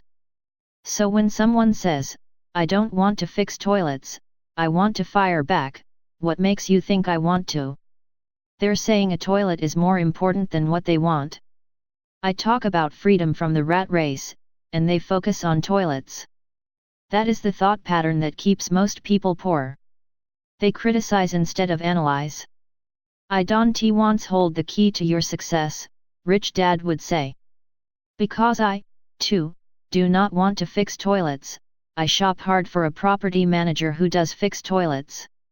And by finding a great property manager who runs houses or apartments, well, my cash flow goes up. But, more importantly, a great property manager allows me to buy a lot more real estate since I don't have to fix toilets. A great property manager is key to success in real estate. Finding a good manager is more important to me than the real estate. A great property manager often hears of great deals before real estate agents do, which makes them even more valuable. That is what Rich Dad meant by "I don't want hold the key to your success." Because I do not want to fix toilets either, I figured out how to buy more real estate and expedite my getting out of the rat race. The people who continue to say "I don't want to fix toilets" often deny themselves the use of this powerful investment vehicle. Toilets are more important than their freedom. In the stock market, I often hear people say, "I don't want to lose money." Well, what makes them think I or anyone else likes losing money? They don't make money because they choose to not lose money. Instead of analyzing, they close their minds to another powerful investment vehicle, the stock market. I was riding with a friend past our neighborhood gas station. He looked up and saw that the price of gas was going up and thus the price of oil. My friend is a worrywart or a chicken little. To him, the sky is always going to fall, and it usually does, on him. When we got home, he showed me all the stats as to why the price of oil was going to go up over the next few years, statistics I had never seen before, even though I already owned substantial shares of an existing oil company. With that information, I immediately began looking for and found a new, undervalued oil company that was about to find some oil deposits. My broker was excited about this new company, and I bought 15,000 shares for 65 cents per share. 3 months later, this same friend and I drove by the same gas station, and sure enough, the price per gallon had gone up nearly 15%. Again, the chicken little worried and complained. I smiled because, a month earlier, that little oil company hit oil and those 15,000 shares went up to more than $3 per share since he had first given me the tip. And the price of gas will continue to go up if what my friend says is true. If most people understood how a stop worked in stock market investing, there would be more people investing to win instead of investing not to lose. A stop is simply a computer command that sells your stock automatically if the price begins to drop, helping to minimize your losses and maximize some gains. It's a great tool for those who are terrified of losing. So whenever I hear people focusing on their I don't wants, rather than what they do want, I know the noise in their head must be loud. Chicken Little has taken over their brain and is yelling, the sky is falling, and toilets are breaking. So they avoid their don't wants, but they pay a huge price. They may never get what they want in life. Instead of analyzing, their inner Chicken Little closes their mind. Rich Dad gave me a way of looking at Chicken Little. Just do what Colonel Sanders did. At the age of 66, he lost his business and began to live on his Social Security check. It wasn't enough. He went around the country selling his recipe for fried chicken. He was turned down 1,009 times before someone said yes. And he went on to become a multimillionaire at an age when most people are quitting. He was a brave and tenacious man, Rich Dad said of Harlan Sanders. So when you're in doubt and feeling a little afraid, just do what Colonel Sanders did to his little chicken. He fried it. Overcoming laziness. Busy people are often the most lazy. We have all heard stories of a businessman who works hard to earn money. He works hard to be a good provider for his wife and children. He spends long hours at the office and brings work home on weekends. One day he comes home to an empty house. His wife has left with the kids. He knew he and his wife had problems, but rather than work to make the relationship strong, he stayed busy at work. Dismayed, his performance at work slips and he loses his job. Today, I often meet people who are too busy to take care of their wealth. And there are people too busy to take care of their health. The cause is the same. They're busy, and they stay busy as a way of avoiding something they do not want to face. Nobody has to tell them. Deep down they know.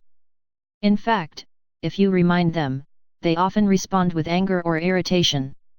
If they aren't busy at work or with the kids, they're often busy watching TV, fishing, playing golf, or shopping. Yet deep down they know they are avoiding something important. That's the most common form of laziness by staying busy. So what is the cure for laziness? The answer is a little greed. For many of us, we were raised thinking of greed or desire as bad. Greedy people are bad people, my mom used to say.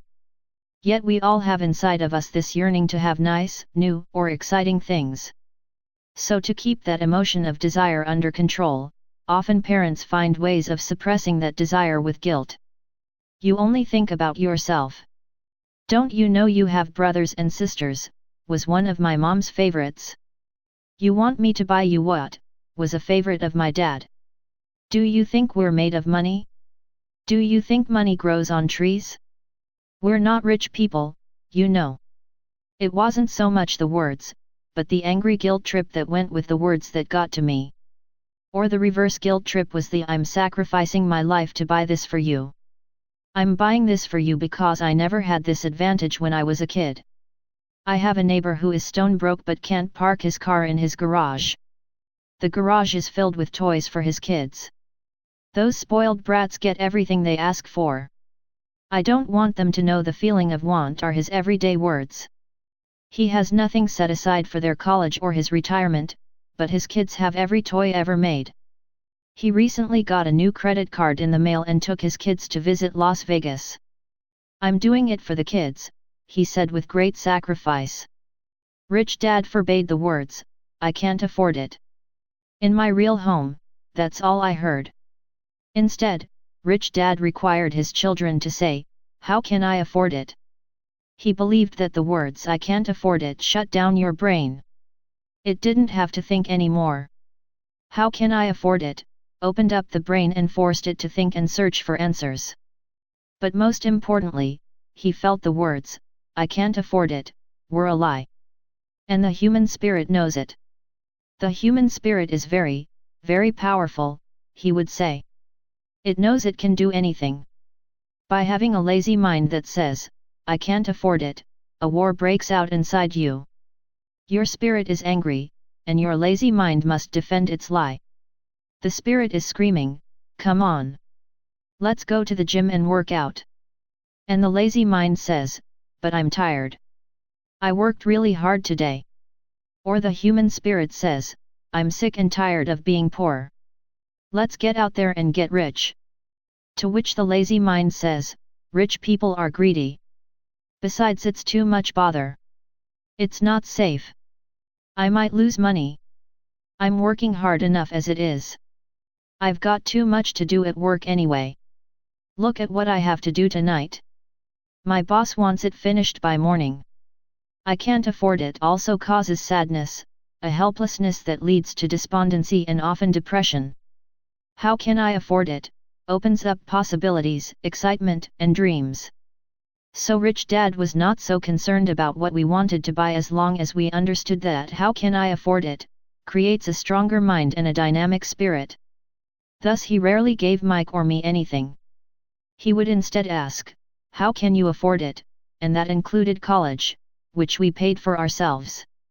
It was not the goal, but the process of attaining the goal that he wanted us to learn. The problem I see today is that there are millions of people who feel guilty about their desire or their greed. It's old conditioning from their childhood. While they desire to have the finer things that life offers, most have been conditioned subconsciously to say, I can't have that, or I'll never be able to afford that. When I decided to exit the rat race, it was simply a question of how can I afford to never work again? And my mind began to kick out answers and solutions. The hardest part was fighting my real parents' dogma, we can't afford that. Stop thinking only about yourself. Why don't you think about others, and other similar sentiments designed to instill guilt to suppress my greed? So how do you beat laziness? Once again, the answer is a little greed. It's that radio station WIIFM, which stands for What's in it for me. A person needs to sit down and ask, what would my life be like if I never had to work again? What would I do if I had all the money I needed? Without that little greed, the desire to have something better, progress is not made. Our world progresses because we all desire a better life. New inventions are made because we desire something better. We go to school and study hard because we want something better. So whenever you find yourself avoiding something you know you should be doing, then the only thing to ask yourself is, what's in it for me? Be a little greedy. It's the best cure for laziness. Too much greed, however, as anything in excess can be, is not good. But just remember what Michael Douglas said in the movie Wall Street, greed is good. Rich Dad said it differently, guilt is worse than greed, for guilt robs the body of its soul. I think Eleanor Roosevelt said it best, do what you feel in your heart to be right, for you'll be criticized anyway. You'll be damned if you do, and damned if you don't. Overcoming bad habits. Our lives are a reflection of our habits more than our education. After seeing the movie Conan the Barbarian, starring Arnold Schwarzenegger, a friend said, I'd love to have a body like Schwarzenegger. Most of the guys nodded in agreement. I even heard he was really puny and skinny at one time, another friend added. Yeah, I heard that too, another one said. I heard he has a habit of working out almost every day in the gym. Yeah, I'll bet he has too. Nah, said the group cynic. I'll bet he was born that way. Besides, let's stop talking about Arnold and get some beers. This is an example of habits controlling behavior. I remember asking my rich dad about the habits of the rich.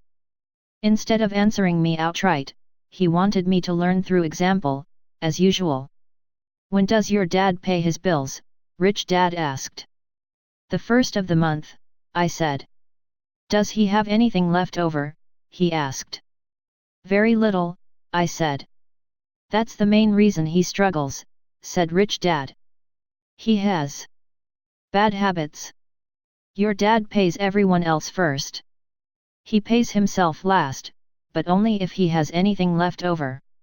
Which he usually doesn't, I said. But he has to pay his bills, doesn't he? You're saying he shouldn't pay his bills? Of course not, said rich dad. I firmly believe in paying my bills on time. I just pay myself first. Before I pay even the government. But what happens if you don't have enough money? I asked. What do you do then? The same, said rich dad. I still pay myself first. Even if I'm short of money. My asset column is far more important to me than the government. But, I said. Don't they come after you? Yes, if you don't pay, said rich dad. Look, I did not say not to pay. I just said I pay myself first, even if I'm short of money. But, I replied. How do you do that? It's not how. The question is why, rich dad said. Okay, why? Motivation, said rich dad. Who do you think will complain louder if I don't pay them, me, or my creditors? Your creditors will definitely scream louder than you, I said, responding to the obvious. You wouldn't say anything if you didn't pay yourself. So you see, after paying myself, the pressure to pay my taxes and the other creditors is so great that it forces me to seek other forms of income. The pressure to pay becomes my motivation. I've worked extra jobs, started other companies, traded in the stock market, anything just to make sure those guys don't start yelling at me. That pressure made me work harder, forced me to think, and all in all, made me smarter and more active when it comes to money. If I had paid myself last, I would have felt no pressure, but I'd be broke. So it is the fear of the government or other people you owe money to that motivates you. That's right, said rich dad. You see, government bill collectors are big bullies. So are bill collectors in general. Most people give in to these bullies. They pay them and never pay themselves. You know the story of the 98-pound weakling who gets sand kicked in his face. I nodded. I see that ad for weightlifting and bodybuilding lessons in the comic books all the time. Well, most people let the bullies kick sand in their faces. I decided to use the fear of the bully to make me stronger. Others get weaker. Forcing myself to think about how to make extra money is like going to the gym and working out with weights. The more I work my mental money muscles out, the stronger I get. Now I'm not afraid of those bullies. I liked what rich dad was saying. So if I pay myself first, I get financially stronger, mentally and fiscally. Rich dad nodded. And if I pay myself last, or not at all, I get weaker. So people like bosses, managers, tax collectors, bill collectors, and landlords push me around all my life just because I don't have good money habits. Rich dad nodded. Just like the 98-pound weakling. Overcoming arrogance. What I know makes me money. What I don't know loses me money. Every time I have been arrogant, I have lost money. Because when I'm arrogant, I truly believe that what I don't know is not important, rich dad would often tell me. I have found that many people use arrogance to try to hide their own ignorance. It often happens when I am discussing financial statements with accountants or even other investors. They try to bluster their way through the discussion. It is clear to me that they don't know what they're talking about. They're not lying, but they are not telling the truth. There are many people in the world of money, finances, and investments who have absolutely no idea what they're talking about. Most people in the money industry are just spouting off sales pitches like used car salesmen. When you know you are ignorant in a subject, start educating yourself by finding an expert in the field or a book on the subject. Chapter 8: Getting Started. There is gold everywhere.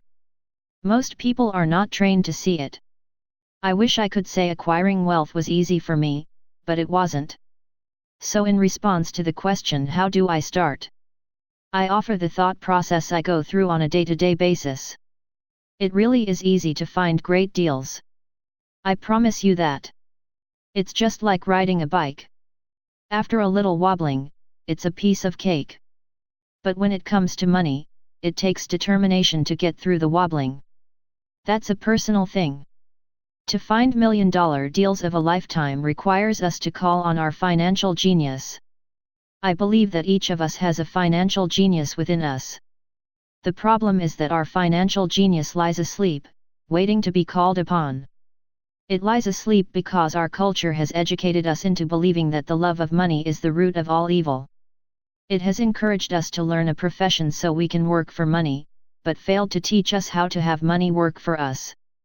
It taught us not to worry about our financial future because our company or the government would take care of us when our working days are over. However, it is our children, educated in the same school system, who will end up paying for this absence of financial education. The message is still to work hard, earn money, and spend it, and when we run short, we can always borrow more. Unfortunately, 90% of the Western world subscribes to the above dogma, simply because it's easier to find a job and work for money. If you are not one of the masses, I offer you the following 10 steps to awaken your financial genius. I simply offer you the steps I have personally followed. If you want to follow some of them, great. If you don't, make up your own. Your financial genius is smart enough to develop its own list. While in Peru, I asked a gold miner of 45 years how he was so confident about finding a gold mine.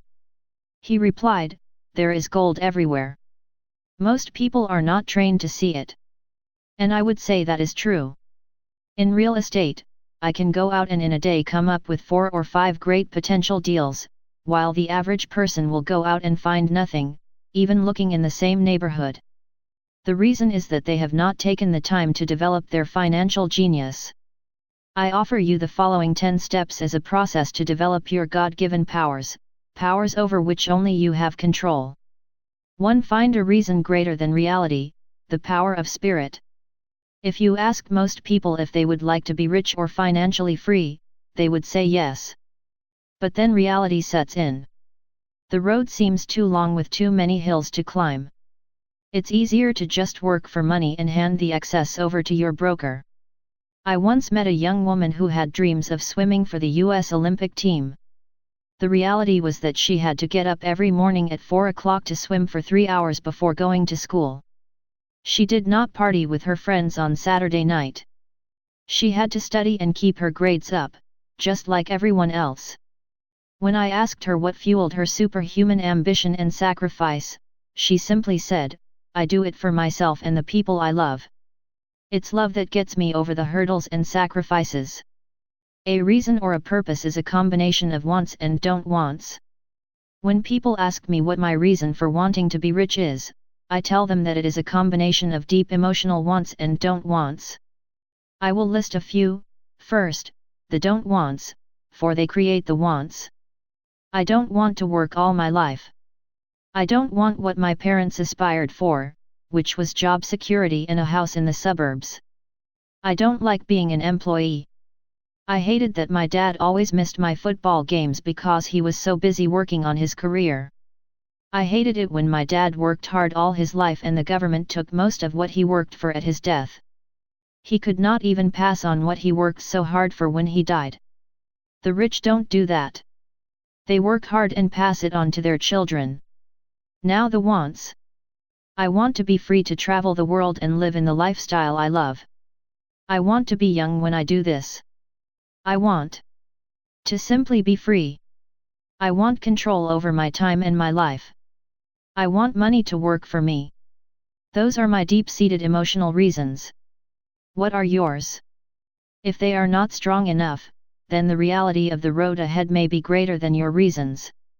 I have lost money and been set back many times, but it was the deep emotional reasons that kept me standing up and going forward.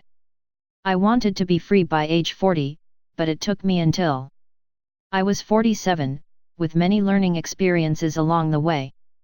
As I said, I wish I could say it was easy. It wasn't. But it wasn't that hard either. I've learned that, without a strong reason or purpose, anything in life is hard. If you do not have a strong reason, there is no sense reading further. It will sound like too much work.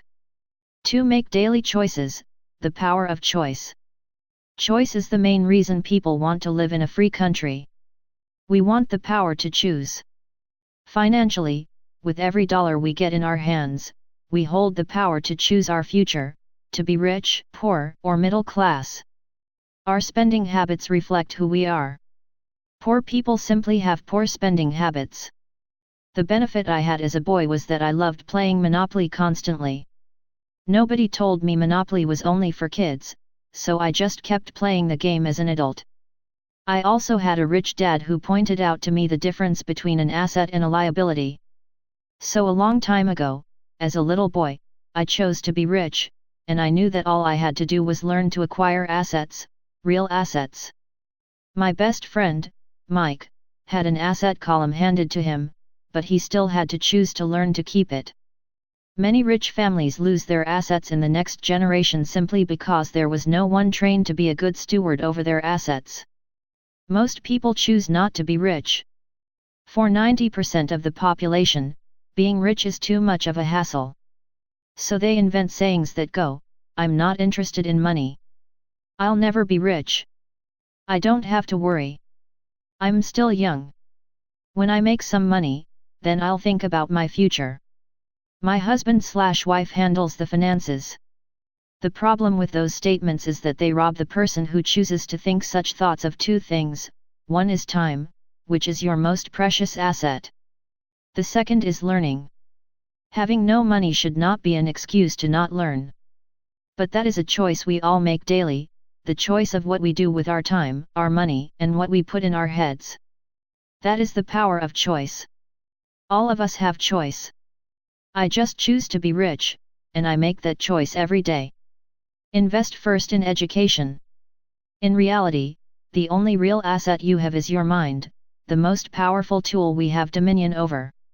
Each of us has the choice of what we put in our brain once we're old enough. You can watch TV, read golf magazines, or go to ceramics class or a class on financial planning. You choose. Most people simply buy investments rather than first investing in learning about investing. A friend of mine recently had her apartment burglarized. The thieves took her electronics and left all the books. And we all have that same choice.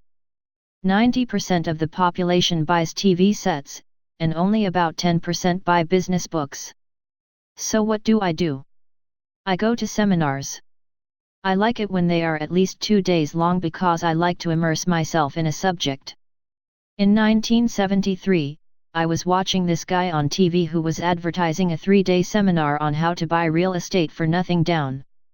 I spent $385 and that course has made me at least $2 million, if not more. But more importantly, it bought me life. I don't have to work for the rest of my life because of that one course. I go to at least 2 such courses every year. I love CDs and audio books. The reason? I can easily review what I just heard.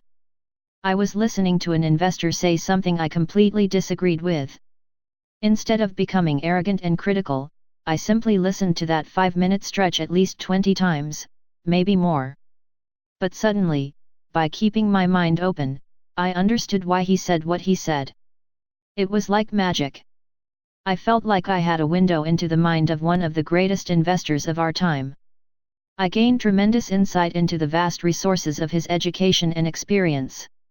The net result, I still have the old way I used to think, and I now have a new way of looking at the same problem or situation. I have two ways to analyze a problem or trend, and that is priceless. Today, I often say, how would Donald Trump do this, or Warren Buffett or George Soros? The only way I can access their vast mental power is to be humble enough to read or listen to what they have to say. Arrogant or critical people are often people with low self-esteem who are afraid of taking risks.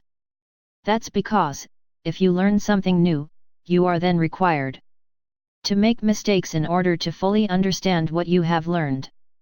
If you have read this far, arrogance is not one of your problems. Arrogant people rarely read or listen to experts. Why should they? They are the center of the universe. There are so many intelligent people who argue or defend when a new idea clashes with the way they think. In this case, their so-called intelligence combined with arrogance equals ignorance. Each of us knows people who are highly educated, or believe they are smart, but their balance sheet paints a different picture. A truly intelligent person welcomes new ideas, for new ideas can add to the synergy of other accumulated ideas. Listening is more important than talking. If that were not true, God would not have given us 2 ears and only 1 mouth.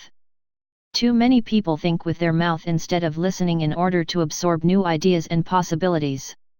They argue instead of asking questions. I take a long view on my wealth. I do not subscribe to the get-rich-quick mentality most lottery players or casino gamblers have. I may go in and out of stocks, but I am long on education. If you want to fly an airplane, I advise taking lessons first. I am always shocked at people who buy stocks or real estate, but never invest in their greatest asset, their mind. Just because you bought a house or 2 does not make you an expert at real estate. 3. Choose friends carefully, the power of association. First of all, I do not choose my friends by their financial statements. I have friends who have actually taken a vow of poverty as well as friends who earn millions every year. The point is that I learn from all of them. Now, I will admit that there are people I have actually sought out because they had money. But I was not after their money, I was seeking their knowledge. In some cases, these people who had money have become dear friends. I've noticed that my friends with money talk about money. They don't do it to brag. They're interested in the subject. So I learn from them, and they learn from me. My friends who are in dire financial straits do not like talking about money, business, or investing. They often think it rude or unintellectual. So, I also learn from my friends who struggle financially. I find out what not to do. I have several friends who have generated over $1 billion in their short lifetimes. The 3 of them report the same phenomenon. Their friends who have no money have never come to them to ask them how they did it. But they do come asking for one of 2 things, or both, a loan, or a job. Warning: don't listen to poor or frightened people. I have such friends, and while I love them dearly, they are the Chicken Littles of life. To them, when it comes to money, especially investments, it's always, the sky is falling. The sky is falling. They can always tell you why something won't work. The problem is that people listen to them. But people who blindly accept doom and gloom information are also chicken littles. As that old saying goes, birds of a feather flock together. If you watch business channels on TV, they often have a panel of so-called experts. One expert will say the market is going to crash, and the other will say it's going to boom. If you're smart, you listen to both. Keep your mind open, because both have valid points. Unfortunately, most poor people listen to Chicken Little. I have had many close friends try to talk me out of a deal or an investment. Not long ago, a friend told me he was excited because he found a 6% certificate of deposit. I told him I earned 16% from the state government. The next day he sent me an article about why my investment was dangerous. I have received 16% for years now, and he still receives 6%. I would say that one of the hardest things about wealth building is to be true to yourself and to be willing to not go along with the crowd. This is because, in the market, it is usually the crowd that shows up late that is slaughtered. If a great deal is on the front page, it's too late in most instances. Look for a new deal. As we used to say as surfers, there is always another wave. People who hurry and catch a wave late usually are the ones who wipe out. Smart investors don't time the markets. If they miss a wave, they search for the next one and get themselves in position. This is hard for most investors because buying what is not popular is frightening. Timid investors are like sheep going along with the crowd. Or their greed gets them in when wise investors have already taken their profits and moved on. Wise investors buy an investment when it's not popular. They know their profits are made when they buy, not when they sell. They wait patiently. As I said, they do not time the market. Just like a surfer, they get in position for the next big swell. It's all insider trading. There are forms of insider trading that are illegal, and there are forms of insider trading that are legal. But either way, it's insider trading. The only distinction is, how far away from the inside are you? The reason you want to have rich friends is because that is where the money is made. It's made on information. You want to hear about the next boom, get in, and get out before the next bust. I'm not saying do it illegally, but the sooner you know, the better your chances are for profits with minimal risk. That is what friends are for. And that is financial intelligence. Master a formula and then learn a new one, the power of learning quickly. In order to make bread, every baker follows a recipe, even if it's only held in their head. The same is true for making money. Most of us have heard the saying, you are what you eat. I have a different slant. I say, you become what you study. In other words, be careful what you learn, because your mind is so powerful that you become what you put in your head. For example, if you study cooking, you then tend to cook. If you don't want to be a cook anymore, then you need to study something else. When it comes to money, the masses generally have one basic formula they learned in school, and it's this: work for money. The predominant formula I see in the world is that every day millions of people get up, go to work, earn money, pay bills, balance checkbooks, buy some mutual funds, and go back to work. That is the basic formula, or recipe. If you're tired of what you're doing, or you're not making enough, it's simply a case of changing the formula via which you make money. Years ago, when I was 26, I took a weekend class called How to Buy Real Estate Foreclosures. I learned a formula. The next trick was to have the discipline to actually put into action what I had learned. That is where most people stop. For 3 years, while working for Xerox, I spent my spare time learning to master the art of buying foreclosures. I've made several $1 million using that formula. So after I mastered that formula, I went in search of other formulas. For many of the classes, I did not directly use the information I learned, but I always learned something new. I have attended classes designed for derivative traders, commodity option traders, and chow-logists. I was way out of my league, being in a room full of people with doctorates in nuclear physics and space science. Yet, I learned a lot that made my stock and real estate investing more meaningful and lucrative. Most junior colleges and community colleges have classes on financial planning and buying traditional investments. They are good places to start, but I always search for a faster formula. That is why, on a fairly regular basis, I make more in a day than many people will make in their lifetime. Another side note, in today's fast-changing world, it's not so much what you know anymore that counts, because often what you know is old. It is how fast you learn. That skill is priceless. It's priceless in finding faster formulas, recipes, if you will, for making dough. Working hard for money is an old formula born in the day of cavemen. 5. Pay yourself first, the power of self-discipline. If you cannot get control of yourself, do not try to get rich. It makes no sense to invest, make money, and blow it. It is the lack of self-discipline that causes most lottery winners to go broke soon after winning millions. It is the lack of self-discipline that causes people who get a raise to immediately go out and buy a new car or take a cruise. It is difficult to say which of the 10 steps is the most important. But of all the steps, this step is probably the most difficult to master if it is not already a part of your makeup. I would venture to say that personal self-discipline is the number one delineating factor between the rich, the poor, and the middle class. Simply put, people who have low self-esteem and low tolerance for financial pressure can never be rich. As I have said, a lesson learned from my rich dad was that the world will push you around. The world pushes people around, not because other people are bullies, but because the individual lacks internal control and discipline. People who lack internal fortitude often become victims of those who have self-discipline. In the entrepreneur classes I teach, I constantly remind people to not focus on their product, service, or widget, but to focus on developing management skills. The 3 most important management skills necessary to start your own business are management of 1. Cash flow, 2. People, 3. Personal time. I would say the skills to manage these 3 apply to anything, not just entrepreneurs. The 3 matter in the way you live your life as an individual, or as part of a family, a business, a charitable organization, a city, or a nation.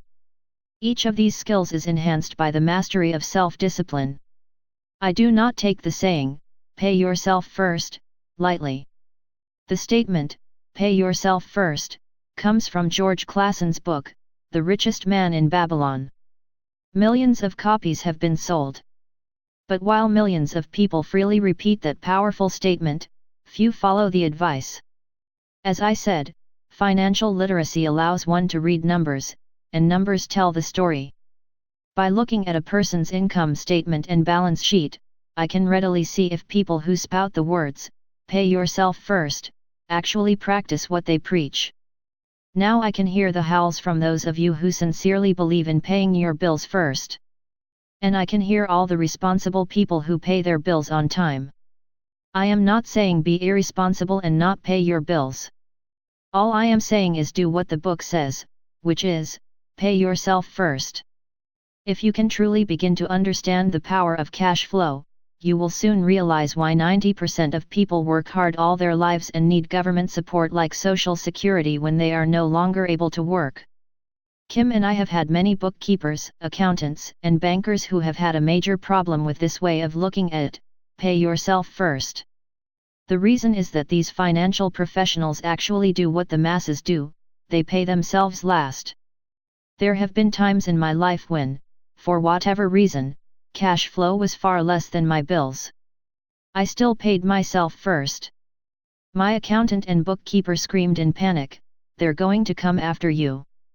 The IRS is going to put you in jail. You're going to ruin your credit rating. They'll cut off the electricity." I still paid myself first. Why, you ask? Because that's what the story, The Richest Man in Babylon, was all about. The power of self-discipline and the power of internal fortitude. As my rich dad taught me the first month I worked for him, most people allow the world to push them around. A bill collector calls and you pay or else. A sales clerk says, "Oh, just put it on your charge card." Your real estate agent tells you, "Go ahead." The government allows you a tax deduction on your home. That is what the book is really about, having the guts to go against the tide and get rich. You may not be weak, but when it comes to money, many people get wimpy. I am not saying be irresponsible. The reason I don't have high credit card debt, and doodad debt, is because I pay myself first. The reason I minimize my income is because I don't want to pay it to the government. That is why my income comes from my asset column, through a Nevada corporation. If I work for money, the government takes it. Although I pay my bills last, I am financially astute enough to not get into a tough financial situation. I don't like consumer debt. I actually have liabilities that are higher than 99% of the population, but I don't pay for them. Other people pay for my liabilities. They're called tenants. So rule number 1 in paying yourself first is, don't get into consumer debt in the first place. Although I pay my bills last, I set it up to have only small unimportant bills that are due. When I occasionally come up short, I still pay myself first. I let the creditors and even the government scream. I like it when they get tough. Why? Because those guys do me a favor. They inspire me to go out and create more money. So I pay myself first, invest the money, and let the creditors yell. I generally pay them right away anyway. Kim and I have excellent credit. We just don't cave into pressure and spend our savings or liquidate stocks to pay for consumer debt. That is not too financially intelligent. To successfully pay yourself first, keep the following in mind. 1. Don't get into large debt positions that you have to pay for. Keep your expenses low. Build up assets first. Then buy the big house or nice car. Being stuck in the rat race is not intelligent. 2. When you come up short, let the pressure build and don't dip into your savings or investments. Use the pressure to inspire your financial genius to come up with new ways of making more money, and then pay your bills. You will have increased your ability to make more money as well as your financial intelligence. So many times I have gotten into financial hot water and used my brain to create more income while staunchly defending the assets in my asset column. My bookkeeper has screamed and dived for cover, but I was like a good soldier defending the fort assets. Poor people have poor habits. A common bad habit is innocently called dipping into savings. The rich know that savings are only used to create more money, not to pay bills. I know that sounds tough, but as I said, if you're not tough inside, the world will always push you around anyway. If you do not like financial pressure, then find a formula that works for you. A good one is to cut expenses, put your money in the bank, pay more than your fair share of income tax, buy safe mutual funds, and take the vow of the average. But this violates the pay yourself first rule. This rule does not encourage self-sacrifice or financial abstinence. It doesn't mean pay yourself first and starve. Life was meant to be enjoyed. If you call on your financial genius, you can have all the goodies of life, get rich, and pay bills. And that is financial intelligence. 6. Pay your brokers well, the power of good advice. Sometimes I see people posting a sign in front of their house that says, "For sale by owner." Or I see people on TV claiming to be discount brokers. My rich dad taught me to take the opposite approach. He believed in paying professionals well, and I have adopted that policy also. Today, I have expensive attorneys, accountants, real estate brokers, and stockbrokers. Why? Because if, and I do mean if, the people are professionals, their services should make you money. And the more money they make, the more money I make. We live in the information age. Information is priceless. A good broker should provide you with information, as well as take the time to educate you. I have several brokers who do that for me. Some taught me when I had little or no money, and I am still with them today. What I pay a broker is tiny in comparison with what kind of money I can make because of the information they provide. I love it when my real estate broker or stockbroker makes a lot of money because that usually means I made a lot of money. A good broker saves me time, in addition to making me money, like when I bought the vacant land for $9,000 and sold it immediately for over $25,000 so I could buy my Porsche quicker. A broker is my eyes and ears in the market. They're there every day so I do not have to be. I'd rather play golf. People who sell their house on their own must not value their time much. Why would I want to save a few bucks when I could use that time to make more money or spend it with those I love? What I find funny is that so many poor and middle-class people insist on tipping restaurant help 15 to 20%, even for bad service, but complain about paying a broker 3 to 7%. They enjoy tipping people in the expense column and stiffing people in the asset column. That is not financially intelligent. Keep in mind that not all brokers are created equal. Unfortunately, most brokers are only salespeople. They sell, but they themselves own little or no real estate. There is a tremendous difference between a broker who sells houses and a broker who sells investments. The same is true for stock, bond, mutual fund, and insurance, brokers who call themselves financial planners. When I interview any paid professional, I first find out how much property or stocks they personally own and what percentage they pay in taxes. And that applies to my tax attorney as well as my accountant. I have an accountant who minds his own business. His profession is accounting, but his business is real estate. I used to have an accountant who was a small business accountant, but he had no real estate. I switched because we did not love the same business. Find a broker who has your best interests at heart. Many brokers will spend the time educating you, and they could be the best asset you find. Just be fair, and most of them will be fair to you. If all you can think about is cutting their commissions, then why should they want to help you? It's just simple logic. As I said earlier, one of the management skills is the management of people. Many people only manage people they feel smarter than and they have power over. Many middle managers remain middle managers, failing to get promoted, because they know how to work with people below them, but not with people above them. The real skill is to manage and reward the people who are smarter than you in some technical area. That is why companies have a board of directors. You should have one too. That is financial intelligence. 7. Be an Indian giver. The power of getting something for nothing. When the first European settlers came to America, they were taken aback by a cultural practice some American Indians had. For example, if a settler was cold, the Indian would give the person a blanket. Mistaking it for a gift, the settler was often offended when the Indian asked for it back. The Indians also got upset when they realized the settlers did not want to give it back. That is where the term Indian giver came from, a simple cultural misunderstanding. In the world of the asset column, being an Indian giver is vital to wealth. The sophisticated investor's first question is, how fast do I get my money back? They also want to know what they get for free, also called a piece of the action. That is why the ROI, or return on investment, is so important. For example, I found a small condominium that was in foreclosure a few blocks from where I lived. The bank wanted $60,000, and I submitted a bid for $50,000, which they took, simply because, along with my bid, was a cashier's check for $50,000. They realized I was serious.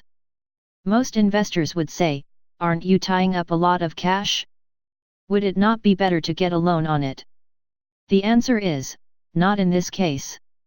My investment company uses this condominium as a vacation rental in the winter months when the snowbirds come to Arizona. It rents for $2,500 a month for 4 months out of the year. For rental during the off-season, it rents for only $1,000 a month. I had my money back in about 3 years. Now I own this asset, which pumps money out for me, month in and month out. The same is done with stocks.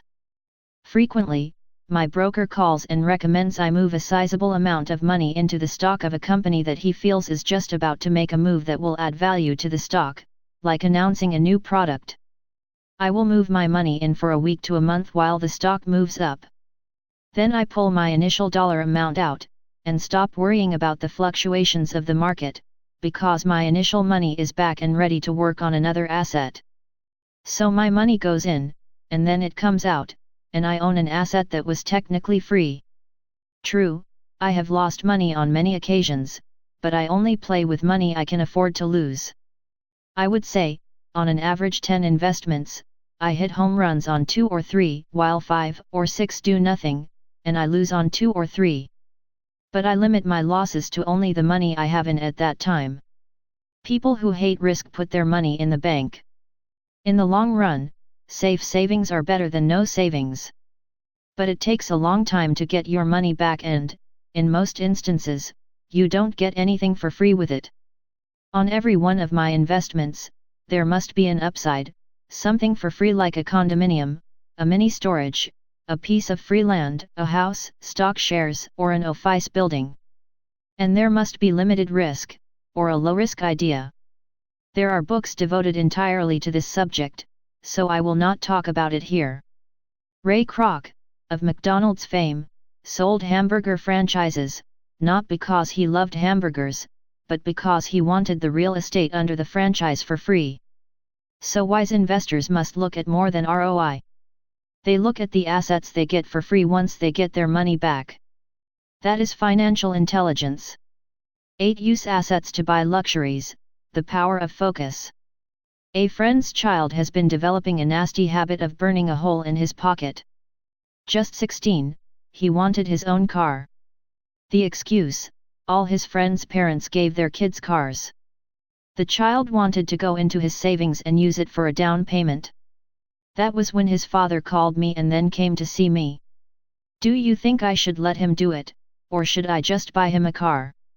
I answered, it might relieve the pressure in the short term, but what have you taught him in the long term? Can you use this desire to own a car and inspire your son to learn something? Suddenly the lights went on, and he hurried home. 2 months later I ran into my friend again. Does your son have his new car? I asked. No, he doesn't. But I gave him $3,000 for the car. I told him to use my money instead of his college money. Well, that's generous of you, I said. Not really. The money came with a hitch. So what was the hitch? I asked. Well, first we played your cash flow game. We then had a long discussion about the wise use of money. After that, I gave him a subscription to the Wall Street Journal and a few books on the stock market. Then what? I asked. What was the catch? I told him the $3,000 was his, but he could not directly buy a car with it. He could use it to find a stockbroker and buy and sell stocks. Once he had made $6,000 with the $3,000, the money would be his for the car, and the $3,000 would go into his college fund. And what are the results? I asked. Well, he got lucky early in his trading, but lost everything a few days later. Then he really got interested. Today, I would say he is down $2,000, but his interest is up. He has read all the books I bought him, and he's gone to the library to get more. He reads the Wall Street Journal voraciously, watching for indicators. He's got only $1,000 left, but his interest and learning are sky high. He knows that if he loses that money, he walks for 2 more years. But he does not seem to care. He even seems uninterested in getting a car, because he's found a game that is more fun. What happens if he loses all the money? I asked. We'll cross that bridge when we get to it.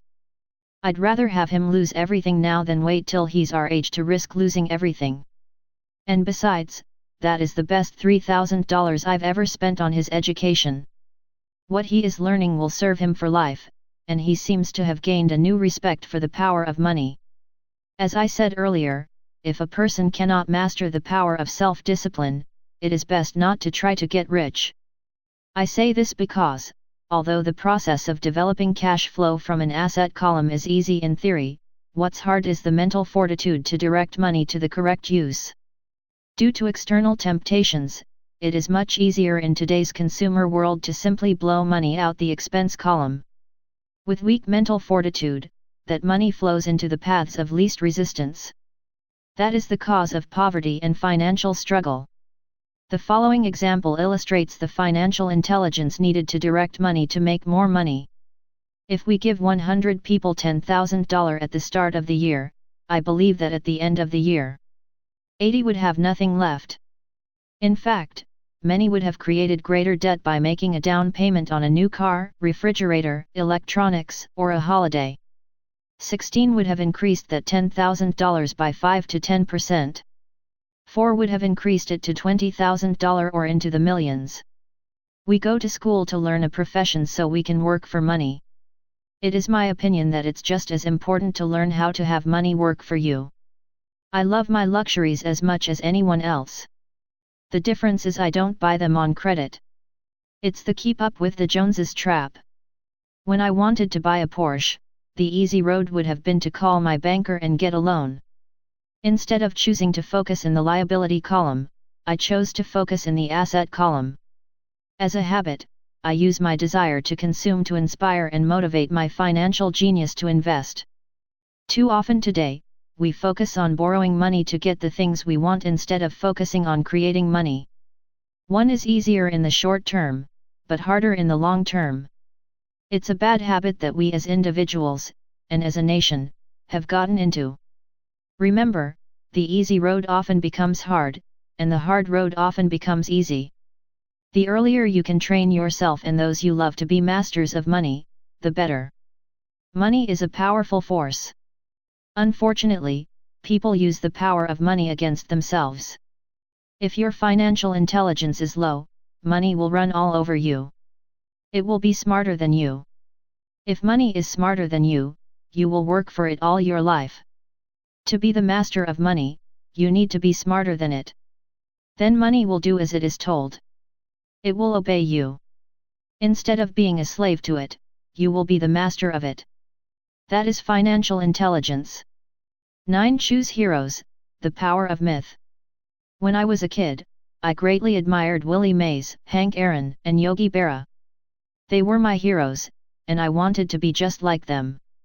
I treasured their baseball cards, I knew their stats, the RBIs, the eras, their batting averages, how much they got paid, and how they came up from the minor leagues. As a 9-year-old kid, when I stepped up to bat or played first base or catcher, I wasn't me. I pretended I was a famous baseball player. It's one of the most powerful ways we learn, and we often lose that as adults. We lose our heroes. Today, I watch young kids playing basketball near my home. On the court they're not little Johnny. They're pretending to be their favorite basketball hero. Copying or emulating heroes is true power learning. I have new heroes as I grow older. I have golf heroes and I copy their swings and do my best to read everything I can about them. I also have heroes such as Donald Trump, Warren Buffett, Peter Lynch, George Soros, and Jim Rogers. I know their stats just like I knew the eras and RBIs of my childhood baseball heroes. I follow what Warren Buffett invests in, and I read anything I can about his point of view on the market and how he chooses stocks. And I read about Donald Trump, trying to find out how he negotiates and puts deals together. Just as I was not me when I was up to bat, when I'm in the market or I'm negotiating a deal, I am subconsciously acting with the bravado of Trump. Or when analyzing a trend, I look at it as though Warren Buffett were doing it. By having heroes, we tap into a tremendous source of raw genius. But heroes do more than simply inspire us. Heroes make things look easy. Making it look easy convinces us to want to be just like them. If they can do it, so can I. When it comes to investing, too many people make it sound hard. Instead, find heroes who make it look easy. 10. Teach and you shall receive, the power of giving. Both of my dads were teachers. My rich dad taught me a lesson I have carried all my life, the necessity of being charitable or giving. My educated dad gave a lot of his time and knowledge, but almost never gave away money. He usually said that he would give when he had some extra money, but of course there was rarely any extra. My rich dad gave money as well as education. He believed firmly in tithing. If you want something, you first need to give, he would always say. When he was short of money, he gave money to his church or to his favorite charity. If I could leave one single idea with you, it is that idea. Whenever you feel short or in need of something, give what you want first and it will come back in buckets. That is true for money, a smile, love, or friendship. I know it is often the last thing a person may want to do, but it has always worked for me. I trust that the principle of reciprocity is true, and I give what I want.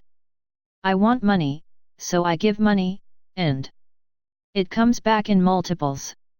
I want sales, so I help someone else sell something, and sales come to me. I want contacts, and I help someone else get contacts. Like magic, contacts come to me. I heard a saying years ago that went, God does not need to receive, but humans need to give. My rich dad would often say, Poor people are more greedy than rich people. He would explain that if a person was rich, that person was providing something that other people wanted. In my life, whenever I have felt needy or short of money or short of help, I simply went out or found in my heart what I wanted, and decided to give it first. And when I gave, it always came back. It reminds me of the story of the guy sitting with firewood in his arms on a cold, freezing night. He is yelling at the pot-bellied stove, "When you give me some heat, then I'll put some wood in you." And when it comes to money, love, happiness, sales, and contacts, all one needs to remember is to give first. Often just the process of thinking of what I want, and how I could give that to someone else, breaks free a torrent of bounty. Whenever I feel that people aren't smiling at me, I simply begin smiling and saying hello.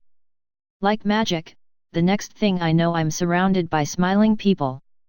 It is true that your world is only a mirror of you.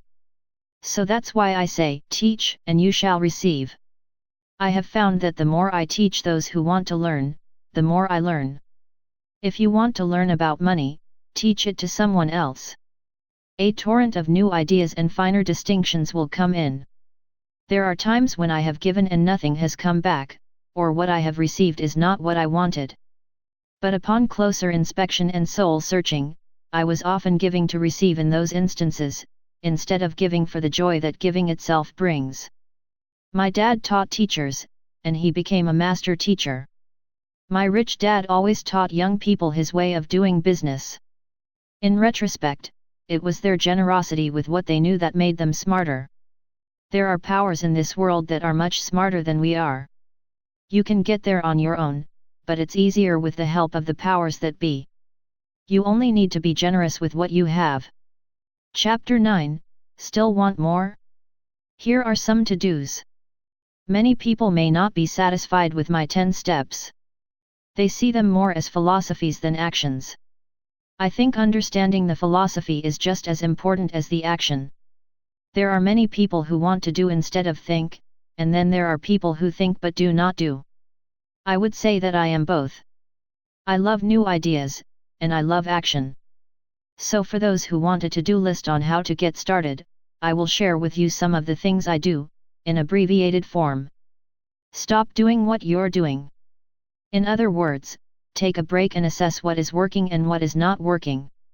The definition of insanity is doing the same thing over and over and expecting a different result. Stop doing what is not working, and look for something new. Look for new ideas. For new investing ideas, I go to bookstores and search for books on different and unique subjects. I call them formulas. I buy how-to books on formulas I know nothing about. For example, in the bookstore I found the book The 16% Solution by Joel Moskowitz. I bought the book and read it, and the next Thursday, I did exactly as the book said. Most people do not take action, or they let someone talk them out of whatever new formula they are studying. My neighbor told me why 16% would not work. I did not listen to him because he's never done it. Find someone who has done what you want to do. Take them to lunch and ask them for tips and tricks of the trade. As for 16% tax lien certificates, I went to the county tax office and found the government employee who worked in that office. I found out that she, too, invested in the tax liens. Immediately, I invited her to lunch. She was thrilled to tell me everything she knew and how to do it. After lunch, she spent all afternoon showing me everything. By the next day, I found 2 great properties with her help that have been accruing interest at 16% ever since. It took a day to read the book, a day to take action, an hour for lunch, and a day to acquire 2 great deals. Take classes, read, and attend seminars. I search newspapers and the internet for new and interesting classes, many of which are free or inexpensive. I also attend and pay for expensive seminars on what I want to learn. I am wealthy and free from needing a job simply because of the courses I took.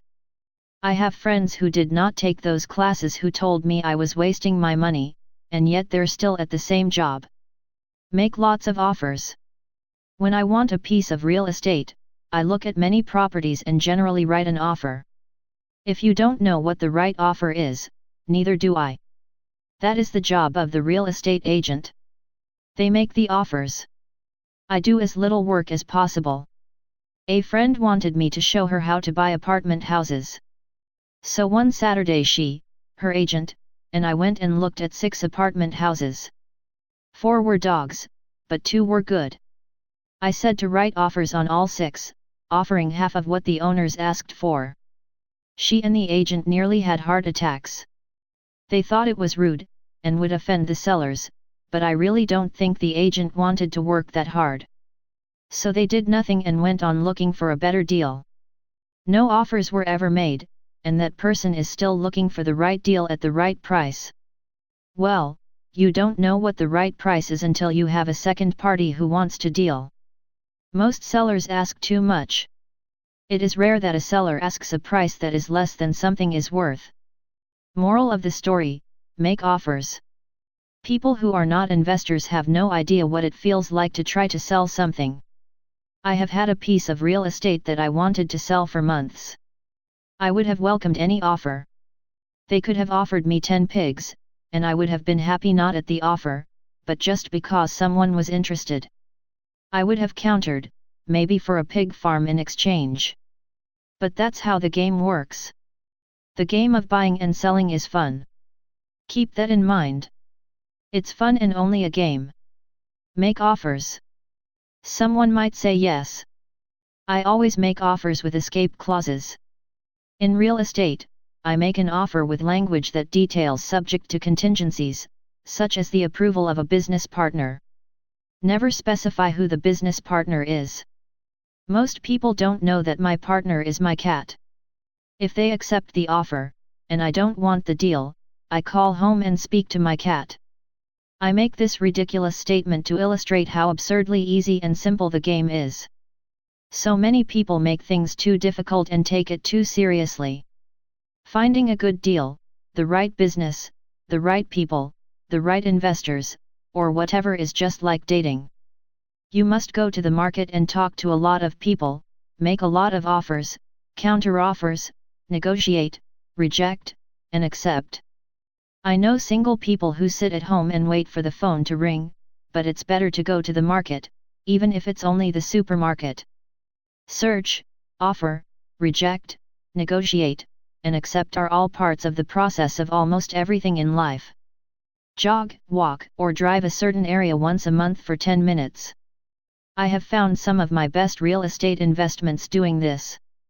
I will jog a certain neighborhood for a year and look for change. For there to be profit in a deal, there must be 2 elements, a bargain and change.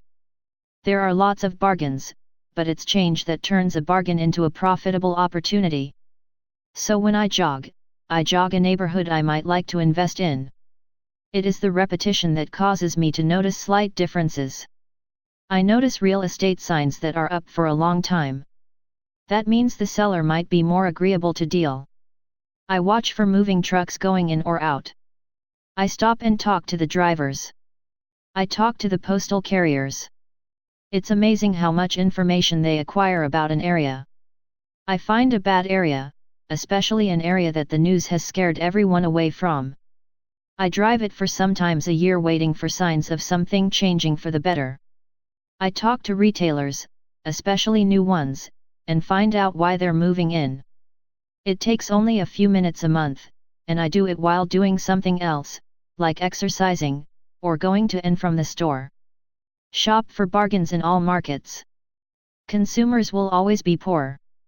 When the supermarket has a sale, say on toilet paper, the consumer runs in and stocks up. But when the housing or stock market has a sale, most often called a crash or correction, the same consumer often runs away from it. When the supermarket raises its prices, the consumer shops somewhere else. But when housing or the stock market raise their prices, the same consumer often rushes in and starts buying. Always remember, profits are made in the buying, not in the selling. Look in the right places. A neighbor bought a condominium for $100,000. I bought the identical condo next door for $50,000. He told me he's waiting for the price to go up. I told him that profit is made when you buy, not when you sell. He shopped with a real estate broker who owns no property of her own. I shopped at the foreclosure auction. I paid $500 for a class on how to do this. My neighbor thought that the $500 for a real estate investment class was too expensive. He said he could not afford the money, or the time. So he waits for the price to go up. Look for people who want to buy first. Then look for someone who wants to sell. A friend was looking for a certain piece of land. He had the money but did not have the time.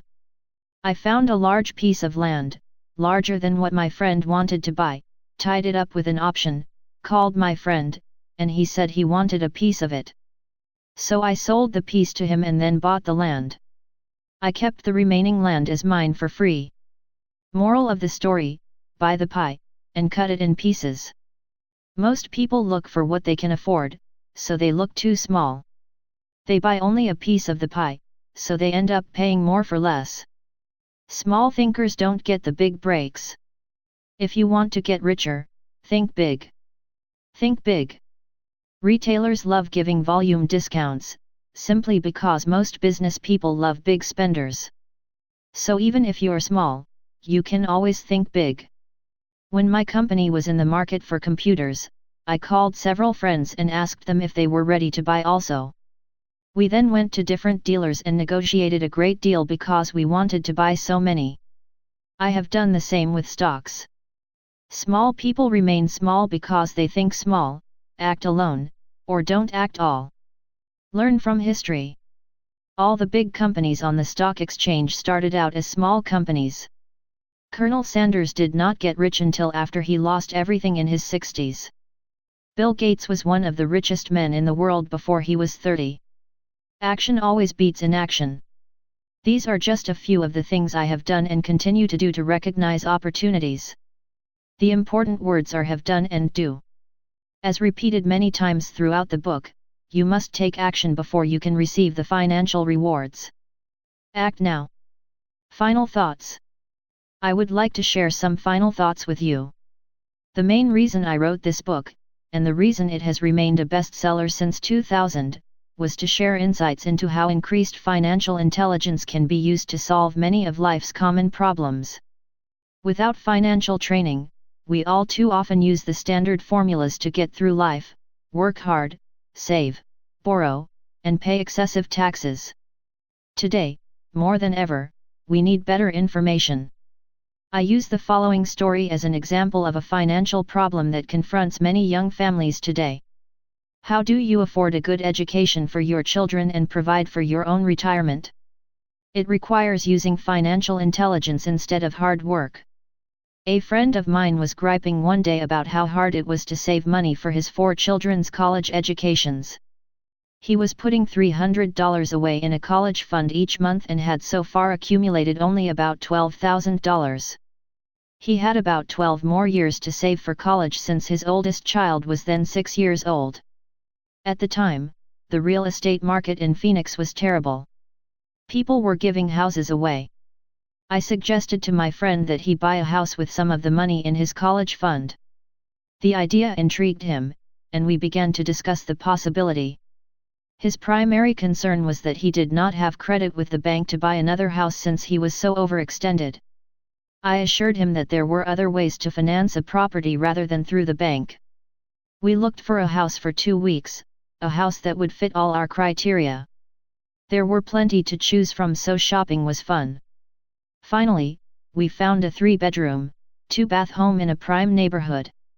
The owner had been downsized and needed to sell that day because he and his family were moving to California where another job waited.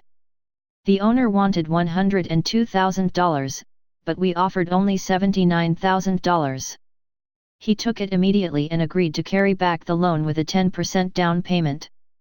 All my friend had to come up with was $7,900. As soon as the owner moved, my friend put the house up for rent. After all expenses were paid, including the mortgage, he put about $125 in his pocket each month. His plan was to keep the house for 12 years and let the mortgage get paid down faster by applying the extra $125 to the principal each month. We figured that in 12 years, a large portion of the mortgage would be paid off and he could possibly be clearing $800 a month by the time his first child went to college. He could also sell the house if it had appreciated in value. 3 years later, the real estate market greatly improved in Phoenix and he was offered $156,000 for the same house by the tenant who lived in it. Again, he asked me what I thought. I advised that he sell it, using a 1031 tax-deferred exchange.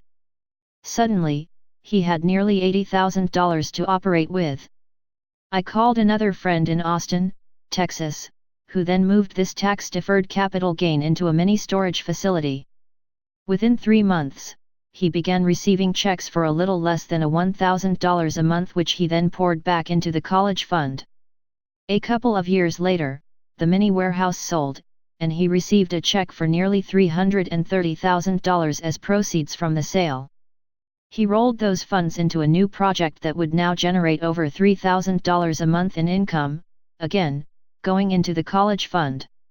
He is now very confident that his goal will be met easily. It only took $7,900 to start and a little financial intelligence. His children will be able to afford the education they want, and he will then use the underlying asset, wrapped in his legal entity, to pay for his retirement. As a result of this successful investment strategy, he will be able to retire early. Thank you for reading this book.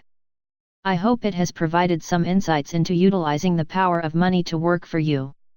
Today, we need greater financial intelligence to simply survive. The idea that it takes money to make money is the thinking of financially unsophisticated people. It does not mean that they're not intelligent. They have simply not learned the science of money making money. Money is only an idea. If you want more money, simply change your thinking. Every self-made person started small with an idea, and then turned it into something big. The same applies to investing. It takes only a few dollars to start and grow it into something big. I meet so many people who spend their lives chasing the big deal, or trying to amass a lot of money to get into a big deal, but to me that is foolish. Too often I have seen unsophisticated investors put their large nest egg into one deal and lose most of it rapidly. They may have been good workers, but they were not good investors. Education and wisdom about money are important. Start early. Buy a book. Go to a seminar. Practice. Start small. I turned $5,000 cash into a $1 million asset, producing $5,000 a month cash flow in less than 6 years. But I started learning as a kid. I encourage you to learn, because it's not that hard. In fact, it's pretty easy once you get the hang of it. I think I have made my message clear. It's what is in your head that determines what is in your hands. Money is only an idea. There is a great book called Think and Grow Rich. The title is not Work Hard and Grow Rich. Learn to have money work hard for you, and your life will be easier and happier. Today, don't play it safe. Play it smart. The 3 incomes. In the world of accounting, there are 3 different types of income. 1 ordinary earned. 2 portfolio. 3 passive. When my poor dad said to me, "Go to school, get good grades, and find a safe, secure job," he was recommending I work for earned income. When my rich dad said, "The rich don't work for money. They have their money work for them," he was talking about passive income and portfolio income. Passive income, in most cases, is income derived from real estate investments. Portfolio income is income derived from paper assets such as stocks and bonds. Portfolio income is the income that makes Bill Gates the richest man in the world, not earned income. Rich Dad used to say, the key to becoming wealthy is the ability to convert earned income into passive income or portfolio income as quickly as possible. He would say, taxes are highest on earned income. The least taxed income is passive income. That is another reason why you want your money working hard for you. The government taxes the income you work hard for more than the income your money works hard for. In my second book, Rich Dad's Cash Flow Quadrant, I explain the 4 different types of people who make up the world of business. They are E. Employee, S. Self-employed, B. Business owner, and I. Investor. Most people go to school to learn to be an E or an S. The cash flow quadrant is written about the core differences of these 4 types and how people can change their quadrant. In fact, most of our products are created for people in the B and I quadrants. In Rich Dad's Guide to Investing, book number 3 in the Rich Dad series, I go into more detail on the importance of converting earned income into passive and portfolio income. Rich Dad used to say, all a real investor does is convert earned income into passive and portfolio income. If you know what you're doing, investing is not risky. It's just common sense. The key to financial freedom. The key to financial freedom and great wealth is a person's ability to convert earned income into passive and/or portfolio income. My rich dad spent a lot of time teaching Mike and me this skill. Having this ability is the reason my wife Kim and I are financially free, never needing to work again. We continue to work because we choose to. Today we own a real estate investment company for passive income and participate in private placements and initial public offerings of stock for portfolio income. We also went back to work to build a financial education company so that we can continue to create and publish books and games. All of our educational products are created to teach the same skills my rich dad taught me, the skills of converting earned income into passive and portfolio income. The games we create are important because they teach what books cannot teach. For example, you could never learn to ride a bicycle by only reading a book. Our cash flow games for adults and cash flow for kids game are designed to teach players the basic investment skills of converting earned income into passive and portfolio income. They also teach the principles of accounting and financial literacy. These games are the only educational products in the world that teach people all of these skills simultaneously. Cashflow 202 is the advanced version of Cashflow 101 and requires the game board from 101, as well as a full understanding of 101, before it can be played. Cashflow 101 and Cashflow for Kids teach the principles of fundamental investing. Cashflow 202 teaches the principles of technical investing. Technical investing involves advanced trading techniques such as short selling, call options, put options, and straddles. A person who understands these advanced techniques is able to make money when the market goes up, as well as when the market comes down. As my rich dad would say, a real investor makes money in an up market and a down market. That is why they make so much money. One of the reasons they make more money is simply because they have more self-confidence. Rich Dad would say, they have more self-confidence because they are less afraid of losing. In other words, the average investor does not make as much money because they are so afraid of losing money. The average investor does not know how to protect themselves from losses, and that is what Cashflow 202 teaches. Average investors think investing is risky because they have not been formally trained to be professional investors. As Warren Buffett, America's richest investor says, risk comes from not knowing what you're doing. My board games teach the simple basics of fundamental investing and technical investing while people are having fun. I occasionally hear someone say, your educational games are expensive, which poses the question of ROI, the return on investment, or the value returned for the price paid. I nod my head and reply, yes, they may be expensive, especially when compared to entertainment board games.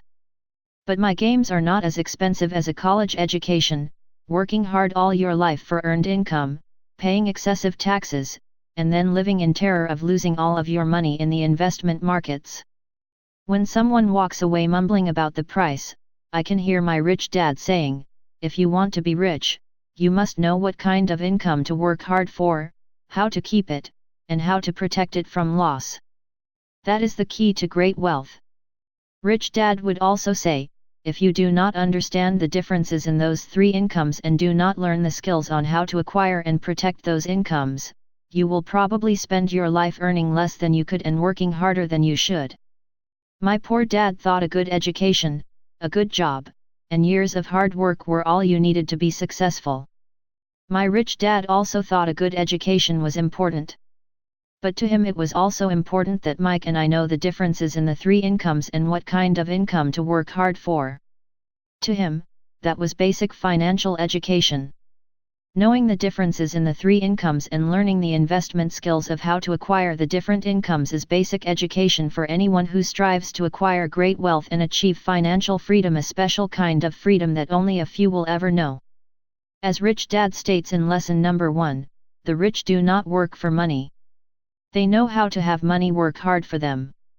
Rich Dad said, ordinary earned income is money you work for, and passive and portfolio income is money working for you. Knowing that little difference has been significant in my life. Or, as Robert Frost ends his poem, and that has made all the difference. Take action. All of you were given two great gifts, your mind and your time. It is up to you to do what you please with both. With each dollar bill that enters your hand, you, and only you, have the power to determine your destiny. Spend it foolishly, and you choose to be poor. Spend it on liabilities, and you join the middle class. Invest it in your mind and learn how to acquire assets, and you will be choosing wealth as your goal and your future. The choice is yours, and only yours. Every day with every dollar, you decide to be rich, poor, or middle class. Choose to share this knowledge with your children, and you choose to prepare them for the world that awaits. No one else will. You and your children's future will be determined by choices you make today, not tomorrow. I wish you great wealth and much happiness with this fabulous gift called life. Robert Kiyosaki.